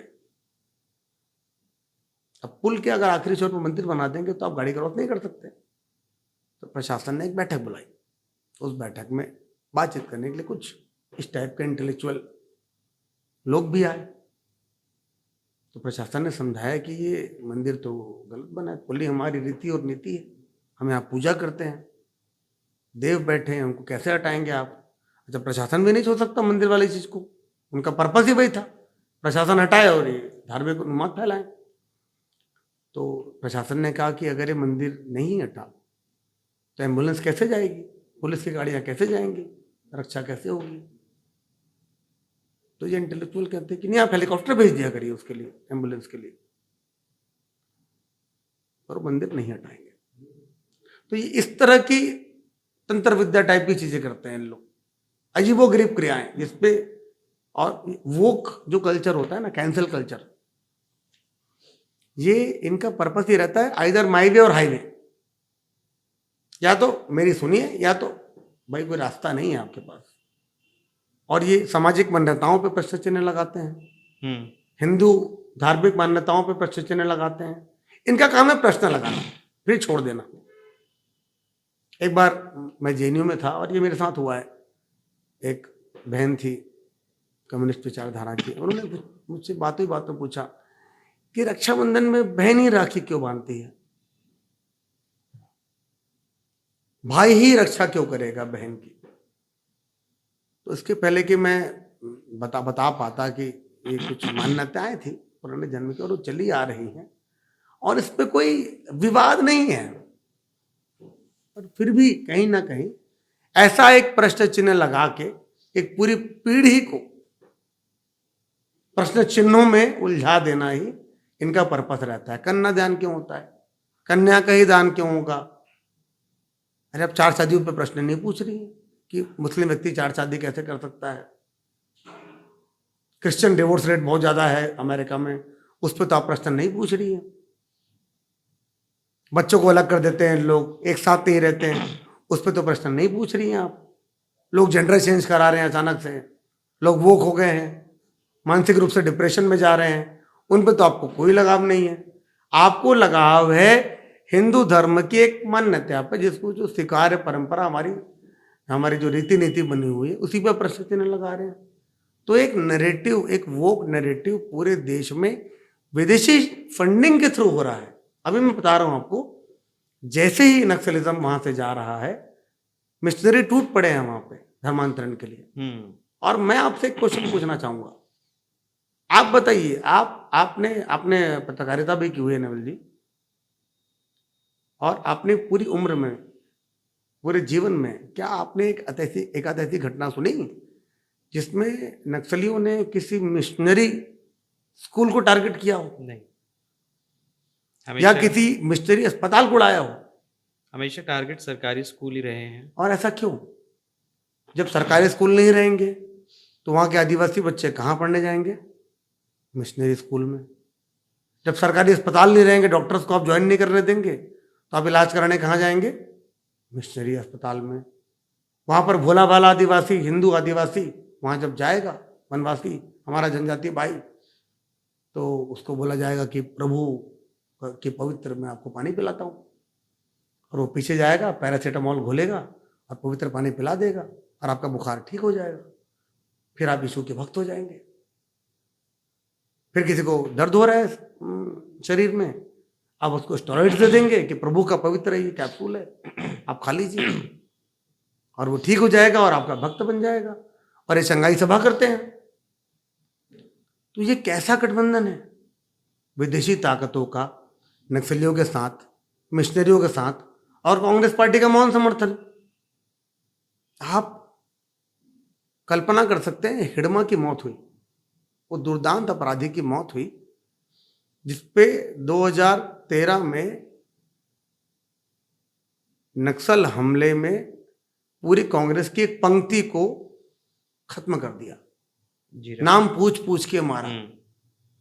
वो उसी समय सारी जांच एजेंसियों ने स्थापित किया था कि हिडमा इसका मास्टरमाइंड है। अब अगर कोई व्यक्ति है, उसके पूरे परिवार को किसी लुटेरे ने मार डाला और उस लुटेरे की मौत हो जाती है एनकाउंटर में, वो परिवार वाला क्या चुप बैठेगा? वो परिवार वाला कम से कम मंदिर जाके भगवान को धन्यवाद देगा। सरकार को धन्यवाद ना दे, सुरक्षा बलों को धन्यवाद ना दे, मंदिर जाके भगवान को, या अपने घर में उन दिव्य आत्माओं की फोटो के सामने कि आपको आज न्याय मिला, आपको जिसने मारा था उनकी हत्या कर दी गई है। क्या ऐसा कोई कार्यक्रम आपने सुना कि कांग्रेस पार्टी में कोई शांति भोज का कार्यक्रम हो कि हमारे इतने नेताओं को, आदरणीय विद्याचंद शुक्ला जी, आदरणीय महेंद्र कर्मा जी, अनंत कुमार पटेल जी, उनके सुपुत्र। और देखिए, पार्टी वाली बात नहीं है, कांग्रेस पार्टी के नेता ही नहीं थे बस, वो छत्तीसगढ़ के लाल भी तो थे, हमारे आपके सबके नेता थे। वो दुश्मन थोड़े थे छत्तीसगढ़ के। वो तो हमारे आसपास के लोगों की जाने लेने वाले व्यक्ति की जब एनकाउंटर में मृत्यु होती है तो कांग्रेस पार्टी क्या नारे लगवाती है दिल्ली में? हर घर से हिडमा निकलेगा। इन्हीं के सब से जुड़े हुए संगठन है ये सब, और कांग्रेस पार्टी उसका विरोध भी नहीं करती है। मैंने तो पूछा है कांग्रेस पार्टी से, एक मुझे पोस्ट दिखा दीजिए जिसमें हिडमा की मौत पर आप सरकार को धन्यवाद ना दें, आप सुरक्षा बलों को धन्यवाद दें, एक शांति भोज का आयोजन कर दें, एक कैंडल मार्च निकाल दें अपने नेताओं की फोटो लेके। नहीं किया कांग्रेस पार्टी ने। ये कैसा गठबंधन है? क्यों कांग्रेस पार्टी हर खालिस्तानी के साथ खड़ी है, हर आतंकवादी के साथ खड़ी है, कश्मीर में टेररिस्ट के साथ खड़ी है, बॉर्डर पर पाकिस्तान के साथ खड़ी है, बंगाल में घुसपैठियों के साथ खड़ी है, छत्तीसगढ़ में हिंदू धर्म के खिलाफ खड़ी है? ये कौन लोग हैं? कहां से आए हैं? क्या विचारधारा है? क्या करना चाहते हैं? 70 साल क्या अगले आने वाले समय में क्या करना चाहते हैं? ये बड़ा प्रश्न चिन्ह है। तो मेरा सवाल यही था कि अब जब ये मुख्य धारा में लौट जाएंगे, तो मुख्य धारा में तो लौट जाएंगे, लेकिन उस विचारधारा को जब समाज में फैलाने का प्रयास किया जाएगा, उसको कैसे काउंटर करेंगे? मुझे लगता है जनता जागरूक हो रही है। मिशनरी वाला जो आपको बता रहा था मैं, आपने देखा कि आदिवासी रीति नीति संस्कृति को खत्म करने की प्लानिंग के तहत लोगों को धर्मांतरण कराया जा रहा है। और धर्मांतरण भी कैसे कराया जा रहा है? उनके सरनेम चेंज नहीं किए जा रहे हैं। अगर आपका नाम नवल करकट्टा है तो नवल करकट्टा ही रहिए आप, आपका नाम नियॉन नहीं रहेगा। पहले उन लोग नाम चेंज करते थे ताकि आपको आरक्षण का फायदा मिले। आप हैं धर्म से ईसाई, आपको परिवर्तित कर दिया गया, मतांतरित कर दिया गया आपको, आपका सरनेम और जाति चेंज नहीं की गई। अब आप भरेंगे पीएससी का एग्जाम, आपको कोटा मिलेगा, रिजर्वेशन मिलेगा, आप बन जाएंगे डिप्टी कलेक्टर, फिर आप पूरे प्रदेश में प्रोपेगेंडा कीजिए ईसाई धर्म का। ये प्लानिंग के तहत काम कर रहे हैं। अब आपकी मृत्यु होती है, मान लो कि जिस भी व्यक्ति ने मतांतरण किया है, धर्मांतरण किया है, तब आपको चाहिए कब्रिस्तान। आप कब्रिस्तान की मांग करने लग गए हैं। तो आदिवासी रीति संस्कृति को चैलेंज किया जा रहा है। अब लोग खड़े हो रहे हैं, पहले वो नक्सलियों से डरते थे, सुरक्षा बलों से भी डरते थे, कोई ना कोई मार देगा अगर आपने कुछ काम किया तो वहां उस इलाके में। लोग शांत थे। अब देखिए वो भड़क रहे हैं, वो आक्रोशित हो रहे हैं। उन्होंने मना कर दिया कि नहीं, अगर आप आदिवासी थे तो आप आदिवासी रीति नीति से आपका अंतिम संस्कार होगा, आपको दफनाया नहीं जाएगा गांव के बाहर, कब्रिस्तान नहीं है वहां पे। लोग आक्रोशित हो रहे हैं तो इनको जनता ही ठीक करेगी। इनका जब पूरा नेटवर्क टूट जाएगा ये अपने आप बर्बाद हो जाएंगे। पर ये जो आक्रोश है, इसी आक्रोश का नतीजा है जो कांकेर की अभी हाल फिलहाल की घटना है, वो इसी आक्रोश का नतीजा है। तो इस आक्रोश को भी तो काउंटर करना ज़रूरी है, क्योंकि कहीं ना कहीं देखा जाए तो नुकसान, जनहानि तो हो ही रही है, माहौल ख़राब हो रहा है, लेकिन कहीं ना कहीं आपको नहीं लगता कि इसको और अच्छे तरीके से प्रशासन द्वारा हैंडल किया जा सकता था कांकेर की घटना को, जिसका रिएक्शन आप हमको यहाँ रायपुर में भी देखने को मिला बंद के दौरान। बहुत अच्छा प्रश्न है ये, चिंतनीय है विषय। 3000 लोगों को इकट्ठा होकर धरना प्रदर्शन करना, रायपुर में मैग्नेटो मॉल में डेकोरेशन को तोड़ देना, चिंतनीय विषय है। पर हमें ये सोचना पड़ेगा कि आखिर ऐसा क्यों हो रहा है। छत्तीसगढ़ जैसा शांत प्रदेश, रायपुर जैसा शांत शहर, कांकेर जैसा शांत शहर, आखिर क्यों आग लग रही है यहाँ पे? इस टिपिंग पॉइंट पर कैसे पहुंच गए हम लोग? हर चीज का एक टिपिंग पॉइंट होता है, बढ़ते रहता बढ़ते रहता बढ़ते रहता, ऊपर तक जाता है, फिर वो नीचे आता है। मुझे लगता है हम टिपिंग पॉइंट पे कहीं ना कहीं पहुंच गए थे। वो आक्रोश दिखाने का मौका नहीं मिल पा रहा था लोगों को। हिंदू धर्म से, सनातन धर्म के अनुयायियों से हमेशा यही अपेक्षा रहती है, भोले भाले हैं, सर्वजन हिताय सर्वजन सुखाय, सहनशील हैं, आक्रोशित नहीं होते हैं, किसी दूसरे धर्म से अपने धर्म में लाने की कोशिश नहीं करते हैं, अपना काम करते रहते हैं। बहुत बड़ी बड़ी घटनाएं हो जाती हैं फिर भी हिंदू समाज सहनशील रहता है। हमारे मंदिरों पे कितने बार अटैक हुए, मुगलों के जमानों से मंदिरों को मस्जिद बना दिया गया, पर समाज सहनशील रहा। पर कहीं ना कहीं हर चीज का एक टिपिंग पॉइंट होता है। जब आदिवासी समाज ने देखा कि अब उनके रीति रिवाजों पे, संस्कृति को इंटरफेरेंस हो रहा है, उस पर दखल दिया जा रहा है बिना मांगे, उस पर प्रश्न चिन्ह लगाया जा रहा है, और एक दूसरी संस्कृति हमारे जल जंगल पे कब्जा करने पहुंच रही है, मिशनरी लोग पहुंच रहे हैं, दूसरे धर्म के लोग पहुंच रहे हैं, तो कहीं ना कहीं समाज आक्रोशित हुआ। आपको मैं बता दूं, एक और घटना हुई है बस्तर में जिसको अखबारों में नहीं आने दिया गया। वो घटना का जिक्र मैं यहाँ पे नहीं करूंगा, पर शासन प्रशासन ने उस घटना को दबा दिया, नहीं तो बहुत बड़ा धार्मिक उन्माद होने की संभावना थी। उस घटना में कल एक व्यक्ति को गिरफ्तार भी किया गया है, आप बाद में चेक कर लीजिएगा, आपके पॉडकास्ट पे बात नहीं करूँ तो शासन प्रशासन हमेशा सक्रिय रहता है, और इसी कारण कोई अप्रिय घटना नहीं हुई। मैग्नेटो मॉल में भी जो हुआ बहुत चिंतनीय है, और लोगों को गिरफ्तार किया जा रहा है, कैमरा देख के गिरफ्तार किया जा रहा है। क्या शासन ऐसा चाहती थी? नहीं। क्या ये हुआ? हाँ, ये हुआ।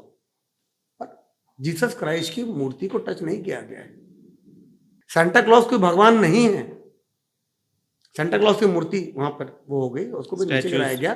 40-50 सालों से सेंटा क्लॉज को एक खुशनुमा, हंसने वाला व्यक्ति, व्यंग्य करने वाला व्यक्ति जो बच्चों को चॉकलेट टॉफी गिफ्ट देता है, वैसा करके प्रचारित करके कोक ने भी ब्रांडिंग की हुई है। आप मेरे इस पॉडकास्ट के बाद इस बात को चेक कर सकते हैं। एक किसी सेंट को वहां से उठाकर, उस सेंटा क्लॉज का नाम देकर, एक व्यक्ति को उस रूप में बताकर, फनी फन लविंग पर्सन दिखाकर कोका कोला ने 40-50 सालों से अपनी ब्रांडिंग की हुई है लाल कलर से। तो किसी धर्म का अपमान नहीं हुआ है मैग्नेटो मॉल की घटना में। अगर लोग ऐसा सोच रहे हैं तो गलत है, और ये पहली बार हुआ छत्तीसगढ़ के इतिहास में कि किसी सजावट को तोड़ा गया है। हमारे कितने हिंदू मंदिरों को तोड़ा गया है। ढोलकल की मूर्ति आप देखिए, उसका छत कर दिया गया था, तब तो धार्मिक उन्माद नहीं भड़का, तब तो न्यूयॉर्क टाइम्स ने स्टोरी नहीं की, तब तो टाइम्स ऑफ इंडिया ने नहीं लिखा, तब तो विदेशी लोगों ने ट्वीट नहीं किया। जहां पर जीसस क्राइस्ट की मूर्ति को तो कोई चोट नहीं पहुंचाई गई। कई बार आपने देखा होगा किसी दूसरे धर्म के द्वारा मूर्ति पे कुछ कुछ कर दिया जाता है, मूत्र विसर्जन करते वीडियो वायरल हुए हैं, तब तो धार्मिक उन्माद नहीं भड़कता, तब तो देश सुरक्षित रहता है, तब तो लोकतंत्र खतरे में नहीं होता। एक झालर वालर तोड़ने में क्या किसी दुकान को नुकसान पहुंचाया गया मैग्नेटो मॉल में? क्या किसी से लूटमारी की गई? क्या किसी को जान से मारा गया? किसी को हमला किया गया? मैं इस घटना के सख्त खिलाफ हूं। मैं इसे डिफेंड भी नहीं कर रहा हूं, मैं इस घटना से आहत भी हूं। यह घटना भी नहीं होनी चाहिए थी, पर जो नैरेटिव क्रिएट किया जा रहा है पूरे वर्ल्ड में, अमेरिका और लंदन से तक से लोग ट्वीट भेजे, क्रिश्चियनिटी खतरे में। अरे कैसे खतरे में? हमारा हिंदू धर्म खतरे में भैया, आपके कारण। आप अपनी मुंडी बढ़ाने के चक्कर में धर्मांतरण किए जा रहे हो, प्रलोभन देके, पैसे देके, नौकरी देके। तो ऐसा कैसे हो जाता है कि हम ही सहनशील रहे? सबको सहनशील रहना होगा। इन दिनों सोशल मीडिया पर एक पोस्ट बहुत वायरल है कि बहुत जल्द भारतीय जनता पार्टी छत्तीसगढ़ में मुख्यमंत्री का चेहरा बदलने वाली है। इसे बहुत सारे मेन स्ट्रीम मीडिया ने भी उठाया। इस बात में कितनी सच्चाई है? शपथ ग्रहण का जो इनविटेशन कार्ड है वो उसी सोशल मीडिया पे पोस्ट पे मिलेगा आपको, सिर्फ इंतजार कीजिए आपको। तो इसमें कहीं कोई असलियत मैं इतना ही कह सकता हूँ। देखिए नवल जी, क्या है कि पहले किसी बात को स्थापित करना महीनों लग जाते थे, सालों लग जाते थे नैरेटिव बनाने में। आजकल किसी भी बात को लाखों लोगों के मन मस्तिष्क में बिठाना एक बहुत ही आसान बात हो चुकी है। मुझे सिर्फ एक व्हाट्सएप स्टेटस डालना है, फ्री का, मुफ्त का, किसी भी विषय पे 2 लाइन और एक क्वेश्चन मार्क, और 50 कॉल आ जाएंगे मुझे या दूसरों को, क्या चल रहा है।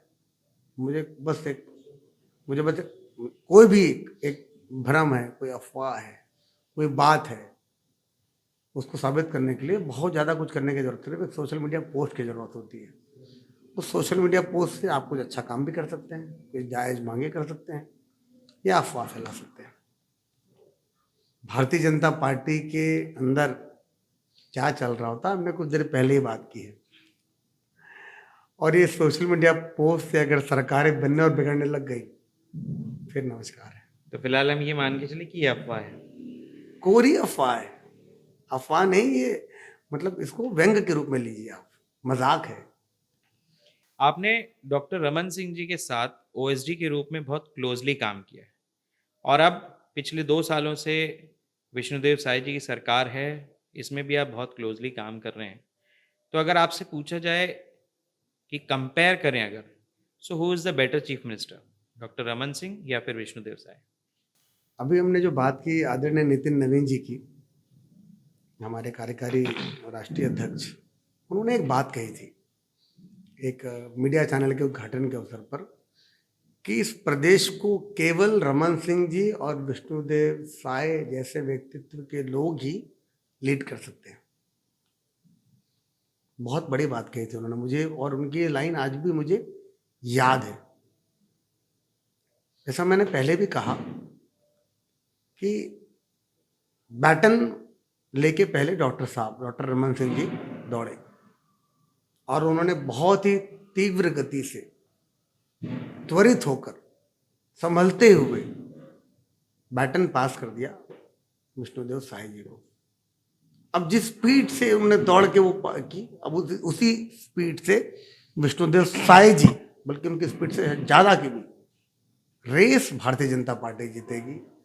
बैटन बड़ा जरूरी है पास होना, और जो दे रहे हैं उनकी गति भी उतनी ही इम्पोर्टेंट थी जो ले रहे हैं, उनको मैच भी करना है और उनसे आगे भी बढ़ना है, ताकि जो तीसरा व्यक्ति हो आज से 10 साल बाद, 15 साल बाद, वो भी इनकी स्ट्रैटेजी को फॉलो करते हुए छत्तीसगढ़ राज्य को विकास की नई ऊंचाइयों पे ले जाए। वही एकमात्र लक्ष्य है, वही एकमात्र लक्ष्य है। और छत्तीसगढ़ में मैं एक बात और बता रहा हूं आपको, ज़्यादा बोलने वाले नहीं, ज़्यादा काम करने वाले लोग पसंद किए जाते हैं। और डॉक्टर रमन सिंह जी और विष्णुदेव साय जी द परफेक्ट एग्जाम्पल्स कम बोल के ज़्यादा काम करना, और जो ज़्यादा बोलते थे उनको निपटा दिया गया है। आपने ये लेकिन इस चीज का जवाब नहीं दिया, who is better? There can not be any comparison. अलग अलग समय काल परिस्थिति में सबके लीडरशिप स्टाइल में बहुत फर्क होता है। डॉक्टर साहब की लेगेसी रही है 15 सालों की। एक साथ 3 राज्य बने नवल जी, छत्तीसगढ़ राज्य, झारखंड और उत्तराखंड एक ही दिन। आज आप देख लीजिए, उसका एकमात्र कारण था छत्तीसगढ़ की उत्तरोत्तर प्रगति का 15 साल की वो लेगेसी वाली सरकार, जिसने पॉलिसीज बनाई, जिसने विकास किया, और उसी विकास के रास्ते पे अब 25वां साल हो रहा है छत्तीसगढ़ राज्य को। विष्णुदेव साय जी उसको डबल ट्रिपल चौगल किए जा रहे हैं, तो एब्सोल्यूट मतलब अमेजिंग। हाल ही में विष्णुदेव साय जी की सरकार ने अपने 2 साल का कार्यकाल पूरा किया है। इन 2 सालों में विष्णुदेव साय जी की सरकार की कौन सी ऐसी 3 माइलस्टोन योजनाएं हैं जिसने छत्तीसगढ़ में चेंज क्रिएट किया? वैसे तो 30 हैं, आपने 3 पूछे हैं, मैं 3 बता देता हूँ आपको। मैं हर महीने वादे के मुताबिक लगभग 700 करोड़ रुपए महिलाओं के, हमारी महतारियों के खाते में सीधा पहुंच रहा है, बिना किसी को 1 रुपए दिए, बिना कोई फॉर्म भरे। 3100 रुपए धान, 21 क्विंटल, मतलब दाना दाना एक मुश्त रकम, सबको आवास। कैबिनेट की पहली मीटिंग में 18 लाख आवास की स्वीकृति, पहली मीटिंग में पहली फाइल आवास की थी, क्योंकि हमने इसके लिए लड़ाई लड़ी थी। युवा बेरोजगार, इनके लिए तो पूछिए मत आप। आपने 3 पूछे तो मैंने 3 बता दी। मोदी जी की गारंटी है, मोदी जी की गारंटी यानी गारंटी के पूरा होने की गारंटी। और माननीय विष्णुदेव साय जी, पहले कमिटमेंट पहले पूरा होगा, इसके साथ साथ विकास की योजनाएं चल रही हैं। 2047 का डॉक्यूमेंट तैयार हो चुका है, नया विधानसभा भवन बन के तैयार है, और सारे मंत्री अच्छा काम कर रहे हैं। 2 साल में it is too early to जज, अदरवाइज हम अगले 2 साल में फिर बैठेंगे, क्योंकि ये तो पिछले वादे थे जो हमने पूरे किए हैं। अब इसके बाद की कहानी देखिए आप क्या होता है। आने वाले 3 सालों में और कौन सी नई योजनाएं हैं? क्या रोड मैप है आने वाले 3 सालों का? बिल्कुल 2047 के अंदर इंक्लूडेड है वो, अगले 3 सालों का रोड मैप, पर जनता के साथ, जनता के लिए, और बिना किसी भ्रष्टाचार के, बिना किसी करप्शन के, जनता तक वो सारी चीजें पहुंचाना जिससे छत्तीसगढ़ विकसित हो सके। एक ही एजेंडा है, उसके अंतर्गत सारी चीजें समाहित हो जाती है। भारतीय जनता पार्टी हमेशा दूसरी, तीसरी, चौथी पंक्ति तक नेता तैयार करने का काम कर रही है। तो उज्जवल दीपक का भविष्य कितना उज्जवल नजर आता है?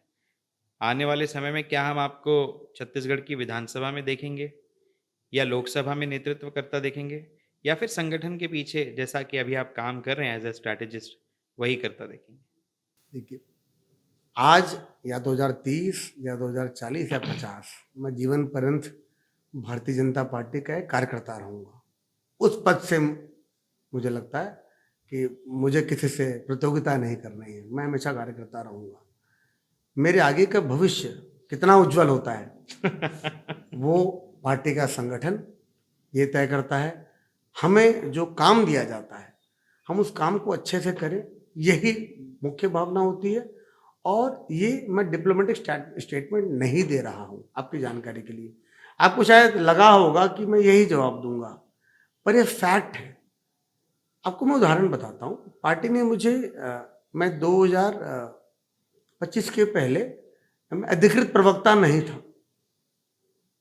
पार्टी ने देखा कि मैं ठीक ठाक बोल लेता हूँ और पढ़ाई लिखाई करके आया हूँ, तो पार्टी ने मुझे कहा कि आप डिबेट में जाइए, और मैंने डिबेट में जाना चालू किया और मैंने उसको ठीक करना चालू किया, और मैं ज़्यादा पढ़ने लिखने लगा। मैंने ज़्यादा कोशिश की कि मैं और अच्छे से पार्टी का प्रतिनिधित्व कर सकूं, और फिर नैरेटिव सेटिंग में मेरी भूमिका तय की गई, पॉलिसी रिसर्च में मेरी भूमिका तय की गई। तो पार्टी हमेशा आपके ऊपर नज़र बनाए रखता है। और जब पार्टी ने देखा, जब मैं अधिकृत प्रवक्ता नहीं था, पार्टी को रिप्रेजेंट करता था, तो पार्टी ने मुझे सीधा प्रदेश की बॉडी में लेते हुए मुझे प्रदेश प्रवक्ता बना दिया। मुझे मांगने की जरूरत नहीं पड़ी। आगे भी पार्टी अपनी नज़र बनाए रखती है और अच्छे कार्यकर्ता को ऊपर उठाना, बुरे कार्यकर्ता को बराबर में रखना या नीचे रखना या उसको दायित्व ना देना, ये पार्टी के हमारे संगठन हमेशा ये सतत प्रक्रिया है, सतत प्रक्रिया है। तो अभी मुझे जो दायित्व मिला है प्रवक्ता का, मैं कोशिश करता हूँ कि मैं सबसे अच्छा काम करूँ, सबसे अच्छा बोलूँ और पार्टी के सारे पक्ष को अच्छे से रखूँ। मुझे बस इतना ही करना है। Thank you so much Ujjwal जी। अब हम अपने शो के आखिरी पड़ाव में पहुंच चुके हैं और यह है रैपिड फायर, जिसमें आपको जवाब एक शब्द या एक वाक्य में देना है। शुरू करें। बिल्कुल। आपका पहला प्यार क्या, डेटा या डिबेट? डिबेट। अगर आपको छत्तीसगढ़ के लिए सिर्फ एक कानून बनाने का मौका मिले तो वो क्या होगा? पार्किंग और गाड़ी चलाना। विपक्ष का वह नेता जिसकी रिसर्च स्किल्स का आप सम्मान करते हैं? टी सिंहदेव जी। विपक्ष का कोई एक अंडररेटेड नेता? I think that is also T Singhdeo ji. Film making या पॉलिटिक्स, स्क्रिप्ट लिखना कहाँ ज्यादा मुश्किल? पॉलिटिक्स। सोशल मीडिया ट्रोल या टीवी एंकर, किसका सामना करना ज्यादा मुश्किल है? दोनों का नहीं। दोनों का बिल्कुल नहीं। ऑपोजिशन की बात की जाए तो who is the better chief minister for Chhattisgarh, Ajit Jogi और भूपेश बघेल? अजीत जोगी। आपका अगला लक्ष्य क्या है, चुनाव लड़ना या पर्दे के पीछे संगठन को मजबूत करना? जो पार्टी तय करे।